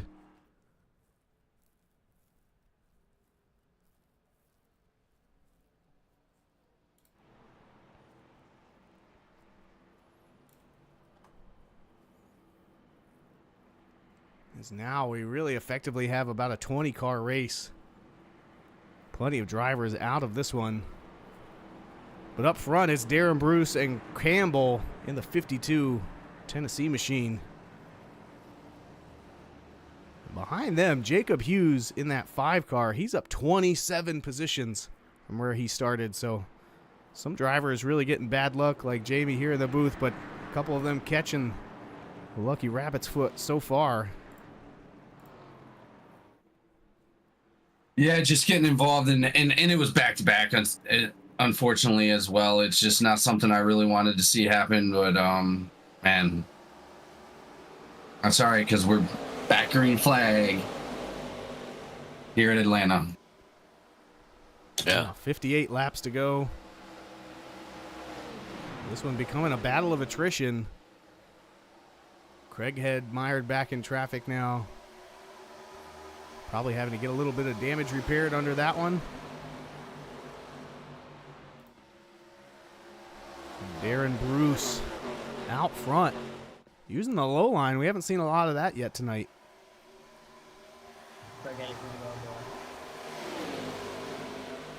What? Yeah, I was actually able to make the low line work a lot better. Staying middle and low for me was fastest, but ultimately it really grinded those tires to a halt. Staying right there up towards that high, towards middle is probably going to be your best bet. Craig had 48 checking out for Haynes right there in that 3. Yeah, I think that 3 car is actually Kyle Simmons. Oh, is it really? Yeah, we've got just because we've got so much overlap between the Truck and Cup series, not every number matches up. I got most of the numbers memorized, but yeah, when you mix them all up and throw them in a basket. Yeah, let's see how good you really are, man. And there comes a 7th caution. Marion slow on the track. Sorry, dude, I wasn't trying to do that. Take a look back at what happened to him.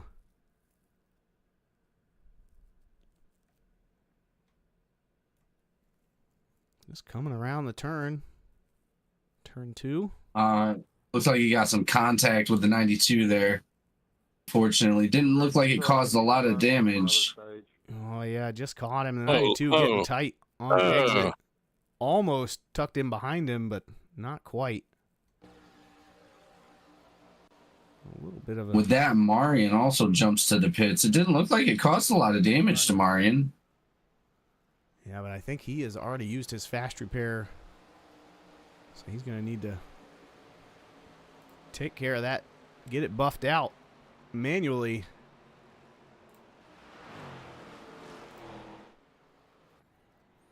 As we see a couple taggers for pit road, we've seen the value of fresh tires. Just a few laps there, just 4 laps on that run. You know, we do have a 24 incident limit here tonight, and a couple drivers in the top 15 already have 20. Hell out of my way. So if we have another caution here quick, we might see drivers start getting disqualified. As I said earlier, you know, not exactly what we were hoping for in terms of cautions and everything, but also an all-star race is supposed to be a tough challenge. Not a Sunday drive, and that's what this hot Atlanta track is doing for us here tonight.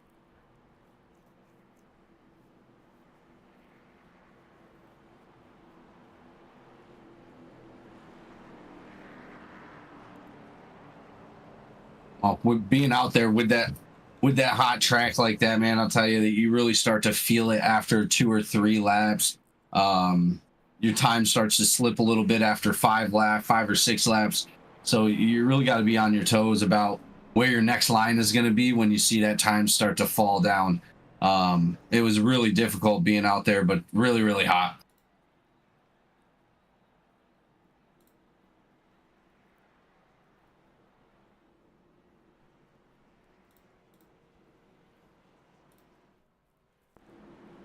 See a couple drivers hitting pit road.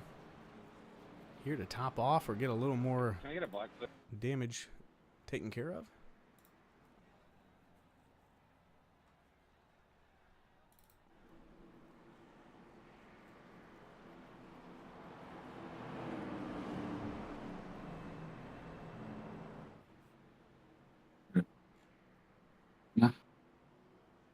I'll be out in the morning, though. Yeah, it looks like only about 10 drivers have not had to use their fast repair yet tonight. So they still have a little bit of a safety cushion there, but I don't think you're going to want to use it, as we are just short of halfway here in the GEC eNASCAR All-Star Race.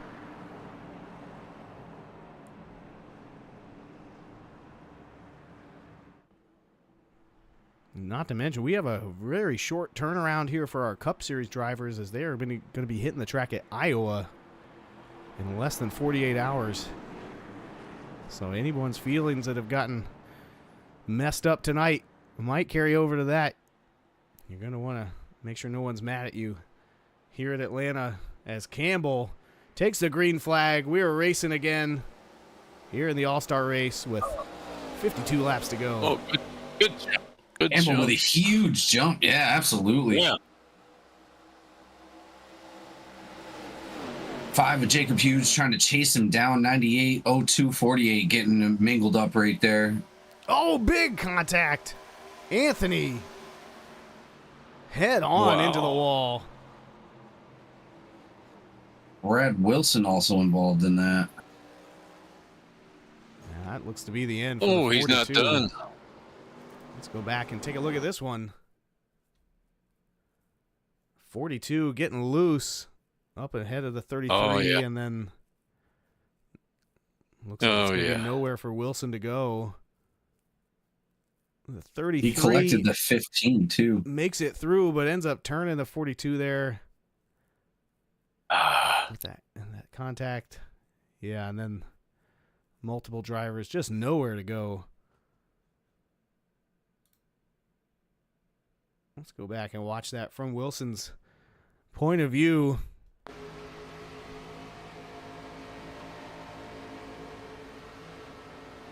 Oh, yeah, you see a driver heading towards that inside wall. You gas it up and try to go around the outside, and that time not working out as that car turned right back up into the wall.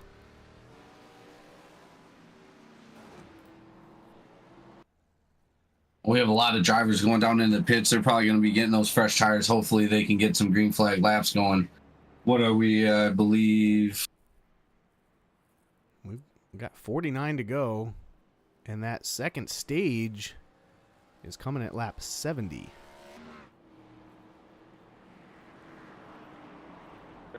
Hey, Gallman. So, man. Can you do me a favor? Pardon me, that's and lap go 75. high and go right side for me, please? Oh. So we still got just about a full fuel run to the next stage. I don't see any damage. Appreciate it.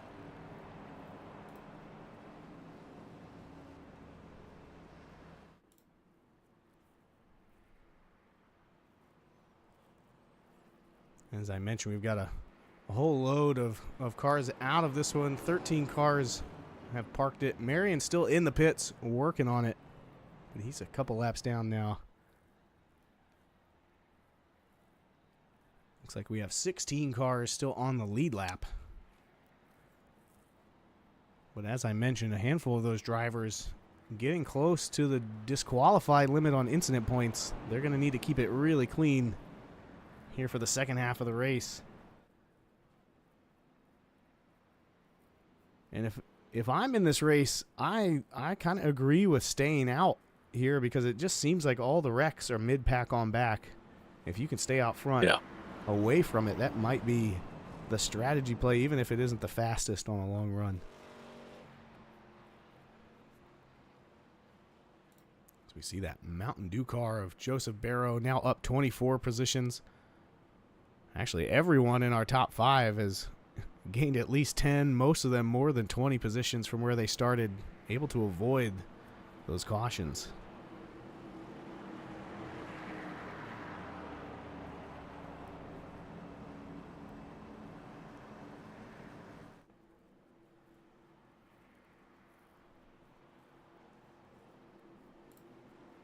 And while you're here in the booth with us, Jamie, do we know what the payout is for the winner tonight? I know it isn't insignificant, and these drivers are going to be looking for bragging rights and a little cash in their pocket. Here is Campbell, takes them back to green. Everybody getting a decent start this time around. Campbelled out again. Good.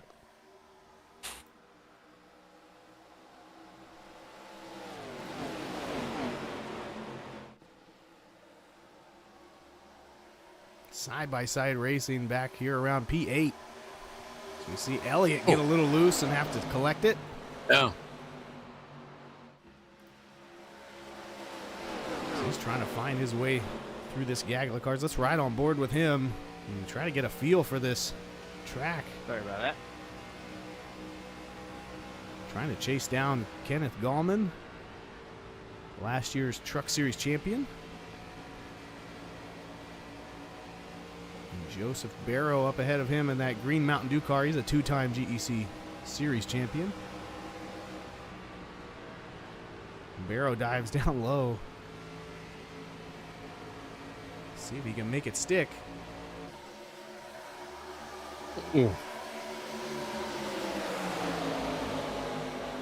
Really tight now in this group.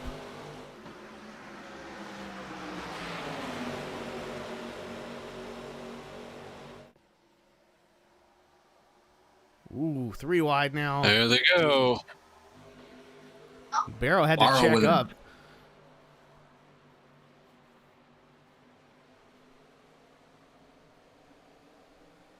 Have you?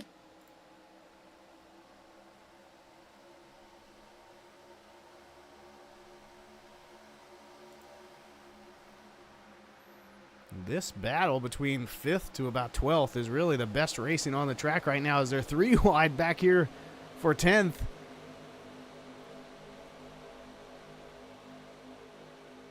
Gonna make it there. Barrow continuing to drop a little bit. I wonder if he got his tires too heated up, as there's another caution. Looks like the 89 involved. I see him slow back there. Not seeing any specific wreck here in the event log. Let's take a look back, as the 89 and the 14 are way back there. 89 into the wall, and then just having to check up, and gets a little run over there. And that's going to be another caution here at Atlanta. Yeah, I think it almost looks like he got into the wall and then had to jerk the wheel down to get off of the wall, and that brought him down across the nose of the 15 there. Was not necessarily expecting that.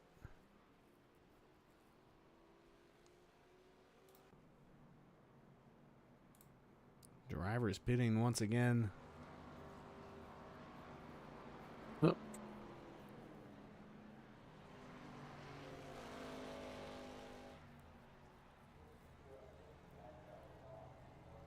As we said, this one turning into a battle of attrition for sure.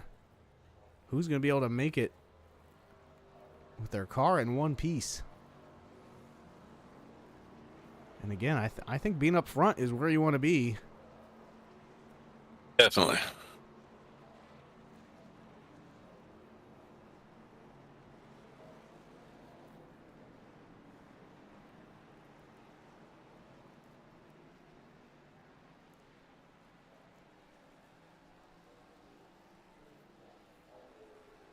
Now with 44 laps remaining.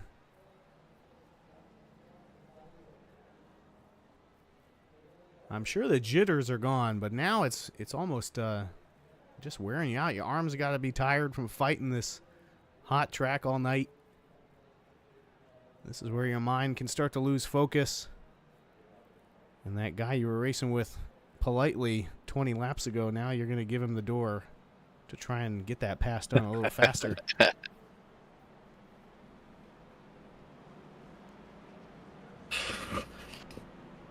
Oh, we'll see what Campbell can do back a little bit. Yeah, Lynch is up front, too. Lynch now inheriting the lead. He and Gallman not pitting there. Everyone else coming down pit road on lap 56 with fresh tires.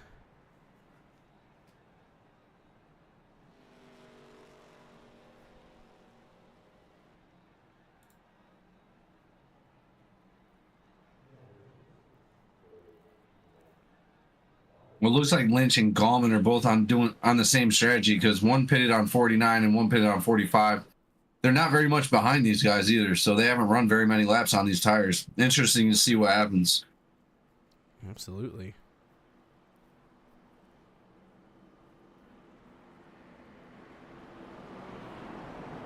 Once again, we are here with some guest announcers, Little Daddy Cochran and Big Daddy Cochran, here with Jamie Griffin in the booth tonight, bringing you all the action from Atlanta for the GEC NASCAR All-Star Race. Got 43 laps to go here. Coming back from our 9th caution of the night. Wesley Lynch going to lead him back. There he goes, getting a great start. A little bit of breathing room. As Craighead and Gallman are side by side for second.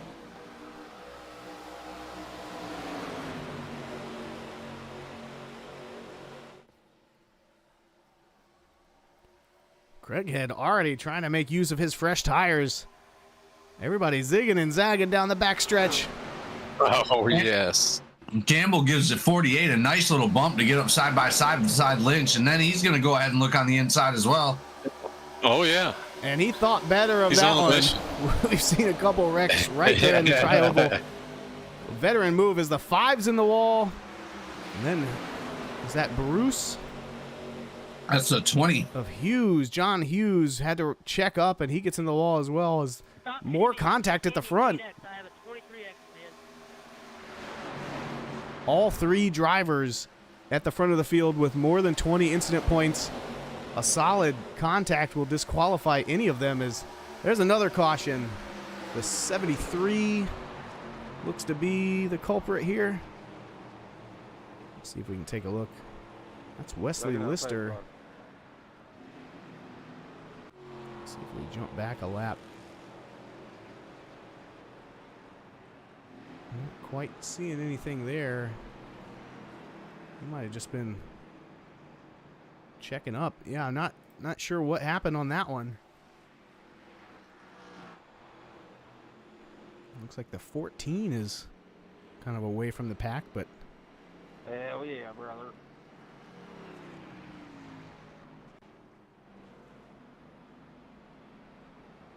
just not seeing anything for that one as we jump back and take a look around.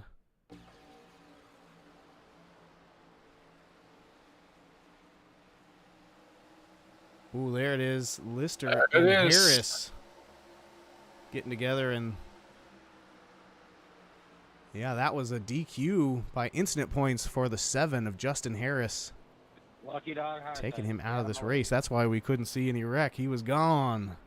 Really unfortunate for Harris. He's made the playoffs in the Cup Series. Going to be a tough contender to race with and battle for that championship. Not having the luck he needed here tonight.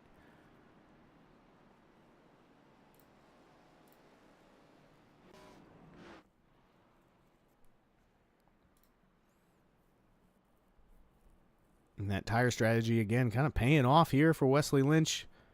He's on older tires, but with clean air at the front, he's able to stay up there and out of any cautions back in the pack.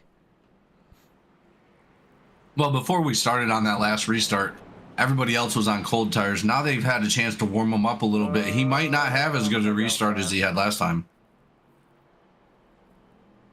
You know, we'll have to keep an eye on that as we come back for the choose. I think I heard him say he wants the outside. Yeah, I think I heard that as well.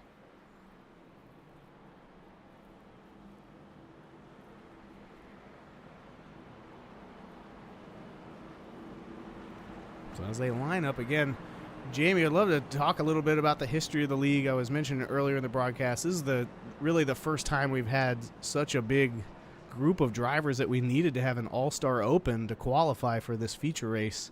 I mean, what does that mean to you to see so many fresh faces and names and paint schemes out there on the track tonight, getting it done for GEC? Well, I'll tell you, you've been here as long as anybody has, and coming from where we've come from and, you know, running all-star races, a lot of the times, you know, we'll have a good field. We had, I think, around 20 at most seasons all the way through the season. But once we got to the playoffs, it really dropped. Like the sign up really dropped. We actually ran one of these all-star races one time with only 5 people. So that just goes to show the significant growth since just a couple seasons ago. But I'll tell you, amazing turnout for these guys, and everybody's just putting in a lot of hard work. Like you said, on the paint jobs and just showing up. So I'm really appreciative of everybody, and it really shows for the numbers and all of our viewers, and obviously what we can do for ourselves, maybe even next season. Absolutely. We are back. Here we go, green. Cochran. Wesley Lynch takes the green flag again. A few cars squirrely back in the pack, but they're going to keep it straight for now as Lynch is running away with it. 10 laps or so to the stage end here. Stage 2 ending at lap 75. Here they come. We haven't really needed the stages to get our breaks in tonight.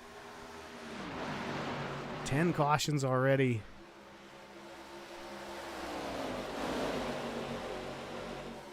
Barrow on the outside of Campbell.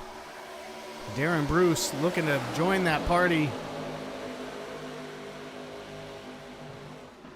He's going to be side by side with Campbell now as Elliott is looking on his back bumper. Those two are touching, making contact. Oh, Campbell. no. Campbell goes around. Campbell is gone. And that's another. No, he's gone. That's another disqualification from incident points. Wow. That was 26 for him, as I mentioned. And again, the top two also above 20 points. So they're going to have to keep it clean. Well, and honestly, I'll tell you, that could have been a really big wreck that was avoided. Yeah. Oh, yeah. We've got the IT guy, Caleb Ellswick, down in the chat saying, yeah, hey, every season gets better. I know that he is in the process of moving and wasn't able to join us tonight, but we'll probably see him on Thursday at Iowa. Hanneman also down in the chat. Raymond Hanneman, two-time drivers champion, saying he ought to come back and win him another championship. No, absolutely should. There goes Craighead to the bottom. Around Lynch, he has 7-lap fresher tires. Pretty easily drives around, but Lynch going to try to cross him over on the bottom, and that's bringing Bruce, Barrow, Gallman, and Elliott right up into this battle for the lead.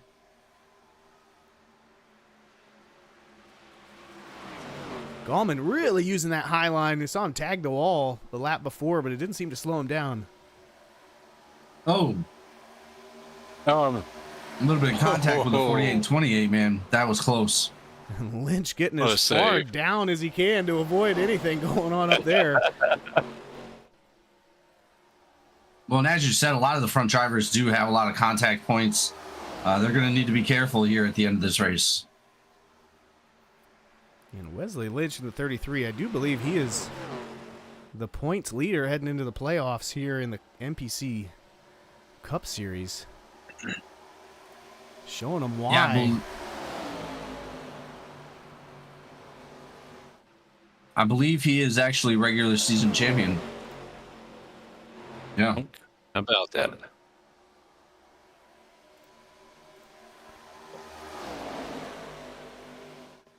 Yeah, it might have been Coonan. Either way, both of them were leading the points back and forth all season long. Was it? No, it could have been Coonan. I'm taking a peek over there now. It does look like Coonan got the bonus points of the regular season. All right. Into his playoff points, but Lynch is sitting third as we've just kicked over to the playoffs here in the NPC Cup Series. Heading to Iowa on Thursday. We'll be right here, all the action for you on the GEC YouTube channel. As now Bruce gets around Lynch on the bottom. Oh, a little bit of more contact between the 48 and the 71. I'm really impressed by how some of these drivers are able to get their doors together and then not wreck coming out of turn 2.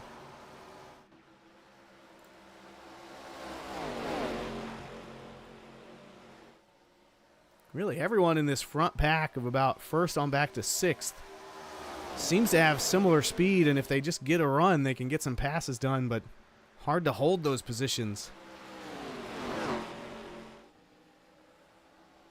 As we are now 3 laps away from the stage. Again, really nothing on the line for a stage win other than the confidence heading into the final stint here in the All-Star race. They're 3 wide with Craighead in the middle. Look at this. Look at this. And again, just some veteran moves by the 33. Looked like he lifted out of that to avoid having to be 3 wide coming out of the turn. That keeps everyone clean. But Bruce pulling away. 3 laps to go to the stage.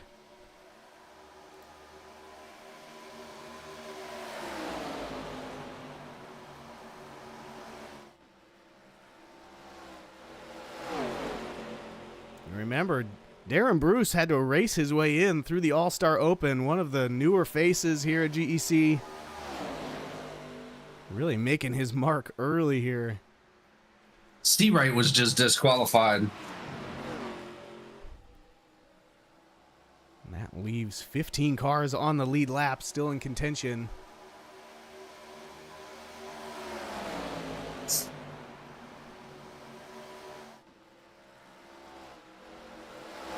This battle for a second is 6 or 7 It's cars amazing. here.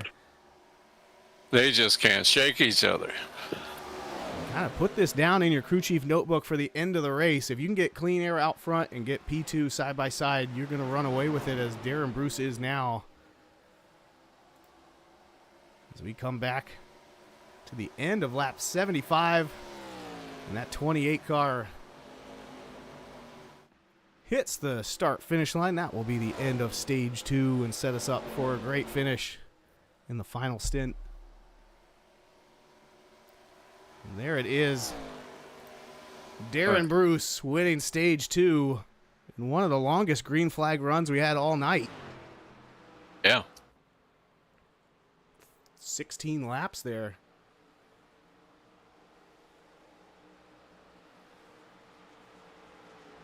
Yeah, Darren Bruce is one of those new guys that's in the truck series, came down, he took a win, doing a really good job. He's looking to come into Cup Series next season. Definitely got the skill for it. Now to Hiddenite, North Carolina.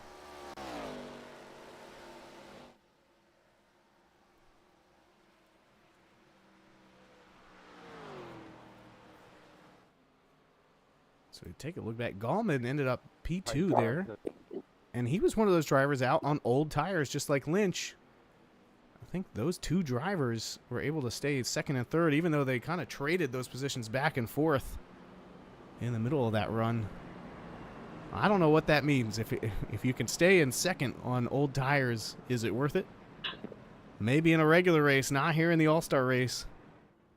No. You got to be P1 to make it count.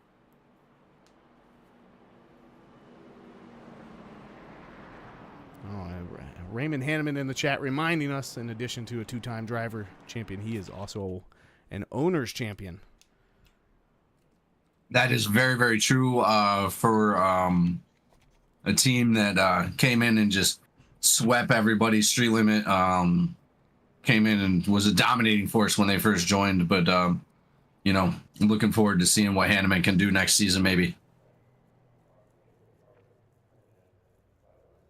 So Lynch able to lead 13 laps there on those older tires. He did give up the lead to Bruce at one point, but shouldn't be too bad. In terms of track position, as I'm looking through the incident numbers, I think Gallman is really going to be the driver with an advantage. He is the only driver on the track still in single-digit incident points. He can afford to take a wreck or two while most of these drivers cannot. Craighead, the next driver, really at risk as he has 23 incident points. Oh my. Right on the edge. Wow.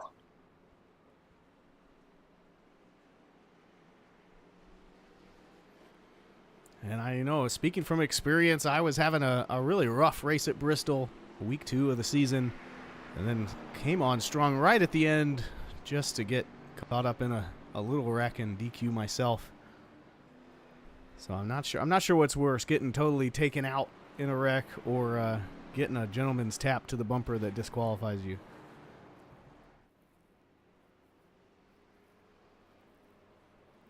Speaking of, have you been out on the track at Iowa yet, just to see how what's going on out there? I have not.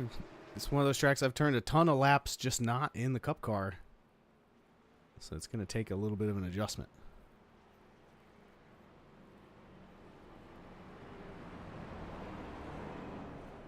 Well, like you said, less than 24 hours until that race, and really going to be a lot of competition out there. First race of the playoffs, and we expect to see everybody going all out, honestly.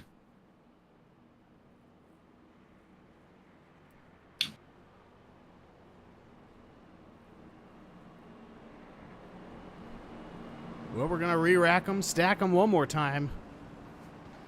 With 20 laps to go at the line. It's going to be Darren Bruce and Wesley Lynch leading Joe Barrow and Richard Elliott.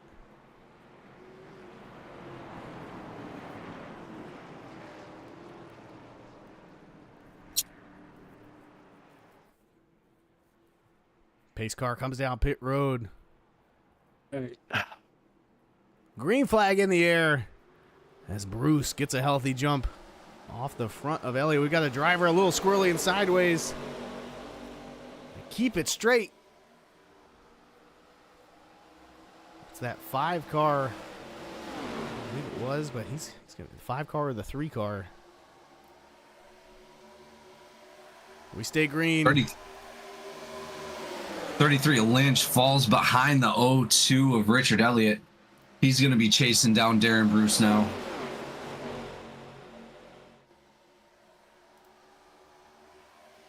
Wesley Lister now up 12 positions from where he started tonight. We saw him kind of towards the back in the middle of the race. He's made his way up into the top 10, running 7th right here. We're going to jump on board with him.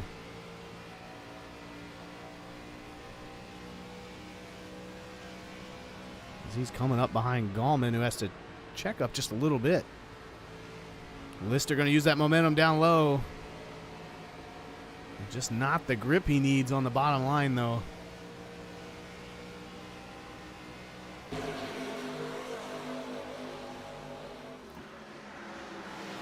Craighead looking on the outside of Barrow. They're going to be pretty close together coming out of this turn right here, side by side. Barrow's going to fall back. Gallman's also going to take Barrow on the outside. Yeah. And that seems to be the risk you take when you use the low line. If you can't get the pass done, you better hope there's a hole to fall into. Right now, this outside lane train is just running fast.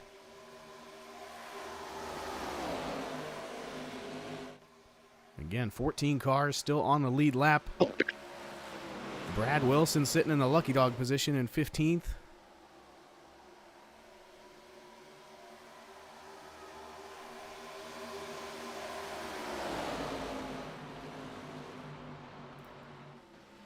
Everybody actually getting a little spread out in this run. Lynch is closing in there.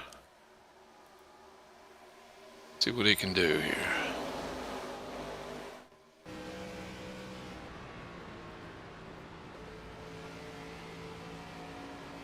Another North Carolina driver here in GEC. We mentioned Lynch with multiple wins this season. One of the favorites heading into the playoffs. See what he has for Darren Bruce. As you can also see Elliott in his mirror.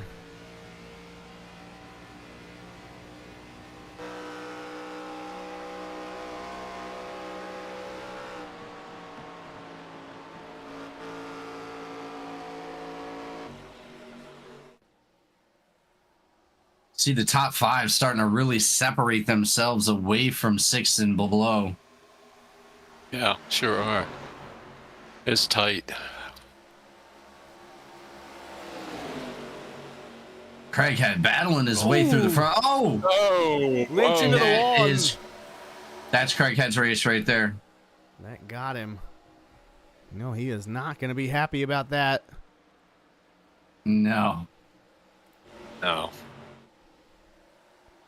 I mean, only having one, he can't be that upset. At that point, I'm sort of expecting something, you know? It's been a long night.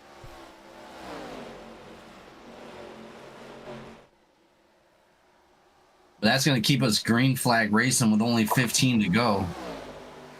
And that kind of split up this front pack, letting Bruce get some distance. Now 0.7 of a second ahead of Gallman. And Elliott just behind him.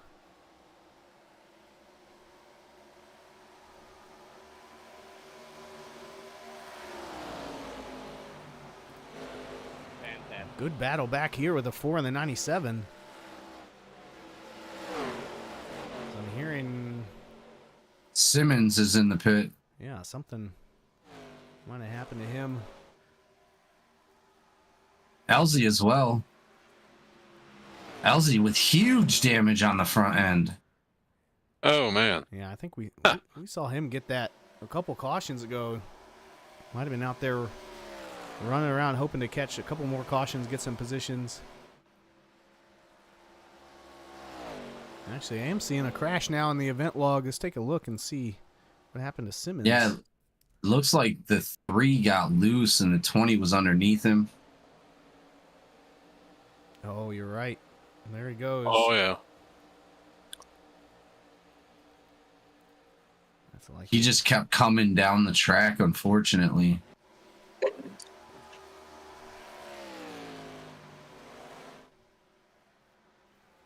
I mean, granted, I think maybe the 20 could have checked up a little bit, but I don't see a lot of time.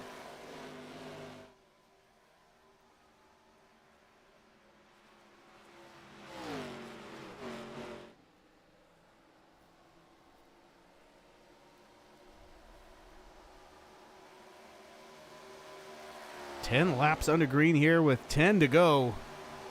Darren Bruce out front with a pretty commanding lead, longer of a lead than we've seen all night long. Yeah. Everyone behind him really spaced out until you get back to about 8th position.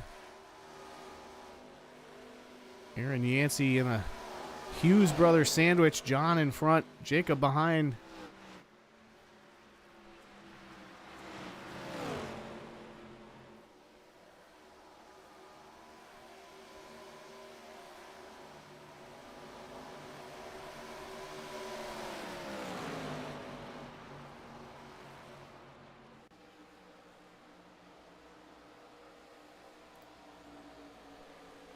Barrow and Lister now side by side.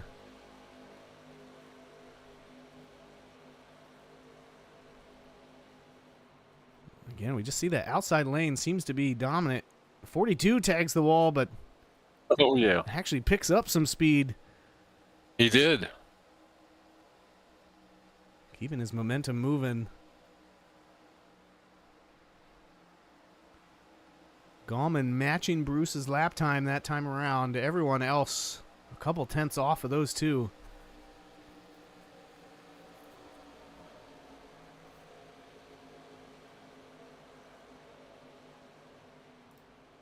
Look over here. Check that. We've got Gallman eating into Bruce's lead ever so slightly that last lap.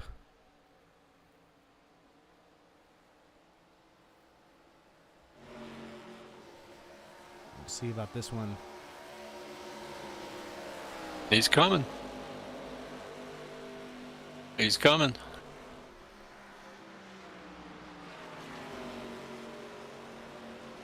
Look at the last 5 laps. Yeah, it looks like Gallman has been faster 4 of the last 5 laps.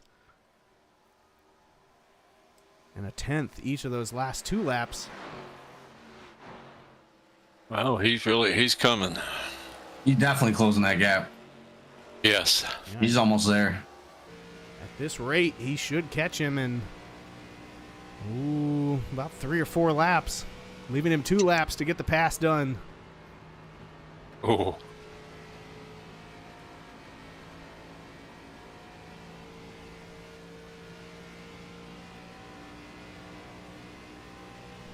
Watch the live gap between them now. Just 0.2 of a second. Oh, wow.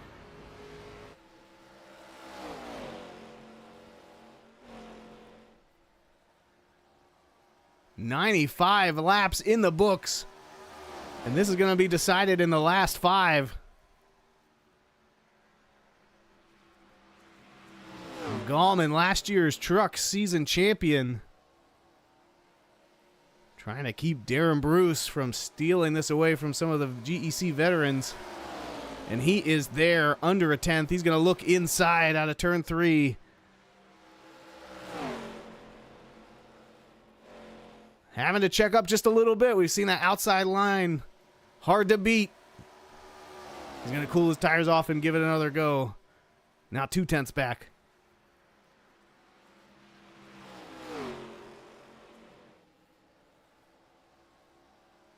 Just 4 laps to go in the GEC eNASCAR All-Star Race. We saw a flood of cautions in the first half and middle of the race, but we have been mostly green since that final stage caution back on lap 75. Oh, yeah. Here you go. These drivers have been on these tires for 20 laps, the longest we've asked these tires to perform all night long. Gallman trying to line Bruce up down the backstretch. Oh, wow. Getting that strong draft. And this time he decides to stay behind him and try to cut him low on the exit. He's going to make it stick as Bruce gets loose. Wow, guys. Side by side with 2 laps to go. Wow.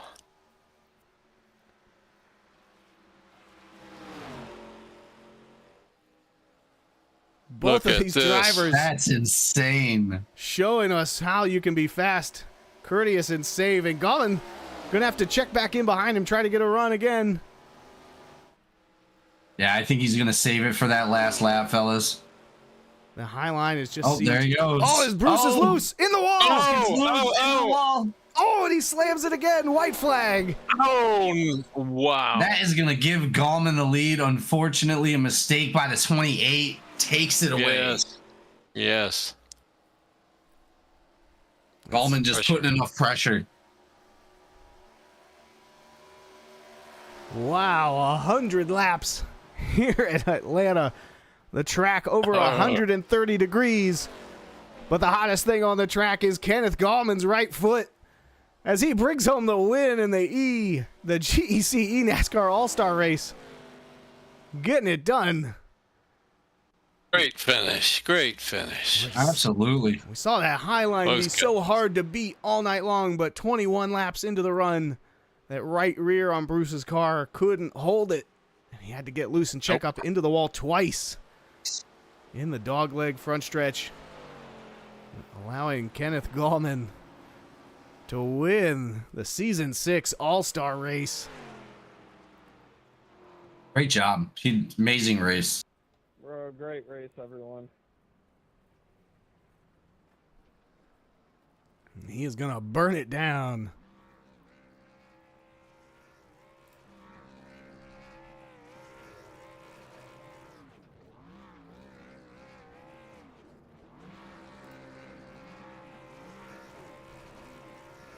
I give him a 9.5 out of 10 on those donuts.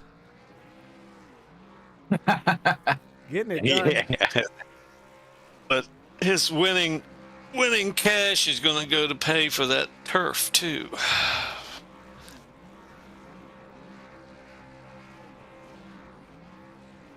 Well, he had a little bit of tires left, but he won't after this one. A good-looking car. Let's see if we can pull some drivers up into the booth. Richard Elliott was third. I'm going to bring him in here.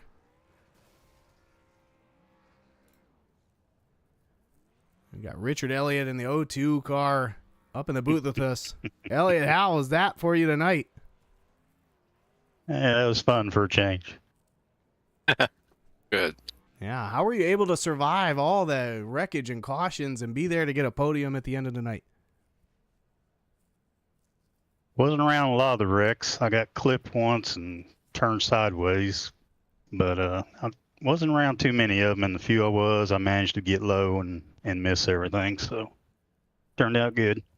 Well, congratulations on the finish. Is this going to give you some confidence as you head into Thursday's race at Iowa? Yeah, a little. It's still short track. Short tracks aren't kind of my favorite thing. But anyway. Well, I'm sure you'll have a good race just like you did here tonight. Congratulations again on P3, and we'll let you get back to your Tuesday night. Thank you. I'd like to give a shout out to Skidmark. A heck of a job tonight by the team. Absolutely. I think at this point in the league, there's not a single driver who is not on a team and leveraging all that great experience that their teammates have to get podiums and victories here at GEC. Yes, sir. I appreciate it. All right, next up we have P2, Darren Bruce. Big Daddy, why don't you ask him about his race? Oh man, what a finish! Hey, man. You were strong. You How were about that? strong. How about that? Was that one hell of a finish? Wow, that was fabulous. It was fabulous. It was worth the 52 cautions just to get to that. Hey, I'm sitting here finishing P2 and I'm grinning from ear to ear. That was a super fun race. Oh, here, wow, incredible. Incredible. How about that skid mark team? Yeah, man. Yeah, looking great It here was at Hot Atlanta. Yeah, that was an awesome race there. I hate I got loose there at the end, man. I mean, Kenneth was racing it out, man. That was a heck of a run by Kenneth, man. Hats off. He drove her just like he needed to drive it. Yeah, we seen you breaking away. Sorry, Cochran, I was go just ahead. going to say, we were talking all race long about just how great it is to see so many drivers on track, whether they're veterans, people who joined last season, or new faces here in the league, and to see a rookie driver take on one of our veterans door to door, coming to the white flag, just amazing. Congratulations on P2. Thanks a lot, man. Like I said, I'm grinning from ear to ear. That was a heck of a fun race, and man, skid mark guys, when we was all in there together, was on their nose to tail. Heck of a run. Proud of it. Could be. Great race. All right, we'll let you get back to your Tuesday night. Next up, your winner of the GECE NASCAR All-Star Race of Season 6, Kenneth Gallman. Ken, how was your night? I'll let Griffin talk to you. Man, it was a great night. I had to use my fast repair early, unfortunately, but I played it right throughout the race. I was playing it safe, kind of laying back, getting a feel for the tire wear and all that good stuff, and I think it paid off in the end. Well, as we were paying attention, you had one of the lowest incident points on the track. Actually, I believe you were in single digits at the end of the race. The only driver in single digits. Yeah. So we had several drivers get DQ'd just for incidents alone. To keep it that low and keep it up front, amazing job. Obviously, being a veteran here at GC, coming in and winning a bunch of races and dominating the truck series and taking home a championship. Yes, Gallman is a previous champion. It must feel good coming here and just showing everybody what you got at an All-Star. Absolutely. It's been a rough Cup season, this season. I've had some unfortunate races. Last race had internet, but man, what a race at the end there with Bruce, man. He's fast. We saw it, all practice and then in qualifying and Elliott, man, putting on a show. I'm so proud of the Skidmark boys and, BDRN all the way, baby. Absolutely. Well, thank you so much for coming out here and putting on a hell of a show, man. Just doing it right at the end. You guys just killed it. As far as us watching up here, man, it was really, really exciting. Thank you so much. Absolutely. It was a blast. I thank you guys for putting it on. I can't wait to watch the stream. Well, expect a payout. Oh yeah, I forgot about that. Thank you for that. Oh, yeah. I was just happy to get a win. I've had some second place finishes in the Cup season. Just the all elusive win. Hopefully, I can get one or two in the playoffs. We'll see. Too many. There's a lot of talent there, so it's a tough call. As we start into it, we definitely look forward to it. Thank you so much, and we're going to go ahead and pass it back off to Cochran. Yes, sir. Thank you. See. Yeah, a race to remember here at Hot Atlanta. Again, the racetrack was over 130 degrees, making these drivers work those tires all race long. So we take a look at our results. Gallman bringing it home in P1 on that pass just at the white flag. Darren Bruce leading 32 laps, except that last two. as he got in the wall trying to keep the high line alive. Elliott bringing it home P3. Andrew Lons in 4th, John Anthony 5th, Wesley Lister 6th, John Hughes 7th, Joe Barrow 8th, Aaron Yancey 9th, and Jacob Hughes wrapping up your top 10 as we just kind of reflect on the night. Big Daddy, what are your closing thoughts? Oh, everything I thought it would be. You know, you got a real mix of drivers here. All outstanding drivers, really. You know, it's just bad luck for some, but that finish, I'm still on the edge of my seat from that. You know, couldn't have ended any better, really. Fantastic. Really happy to be in the booth and sharing the night with everybody. And Jamie, I picked you, man. I really did. I'm sorry. I'm so sorry. They just pulled out in front of me all night. I know. I had this feeling, you know, he's just going to come out of the booth and just tear him up. But yeah, and you were going to. Yeah, I had a fast car all night. Yeah. Yeah. Yeah. Anyway, it's good to see you back out there.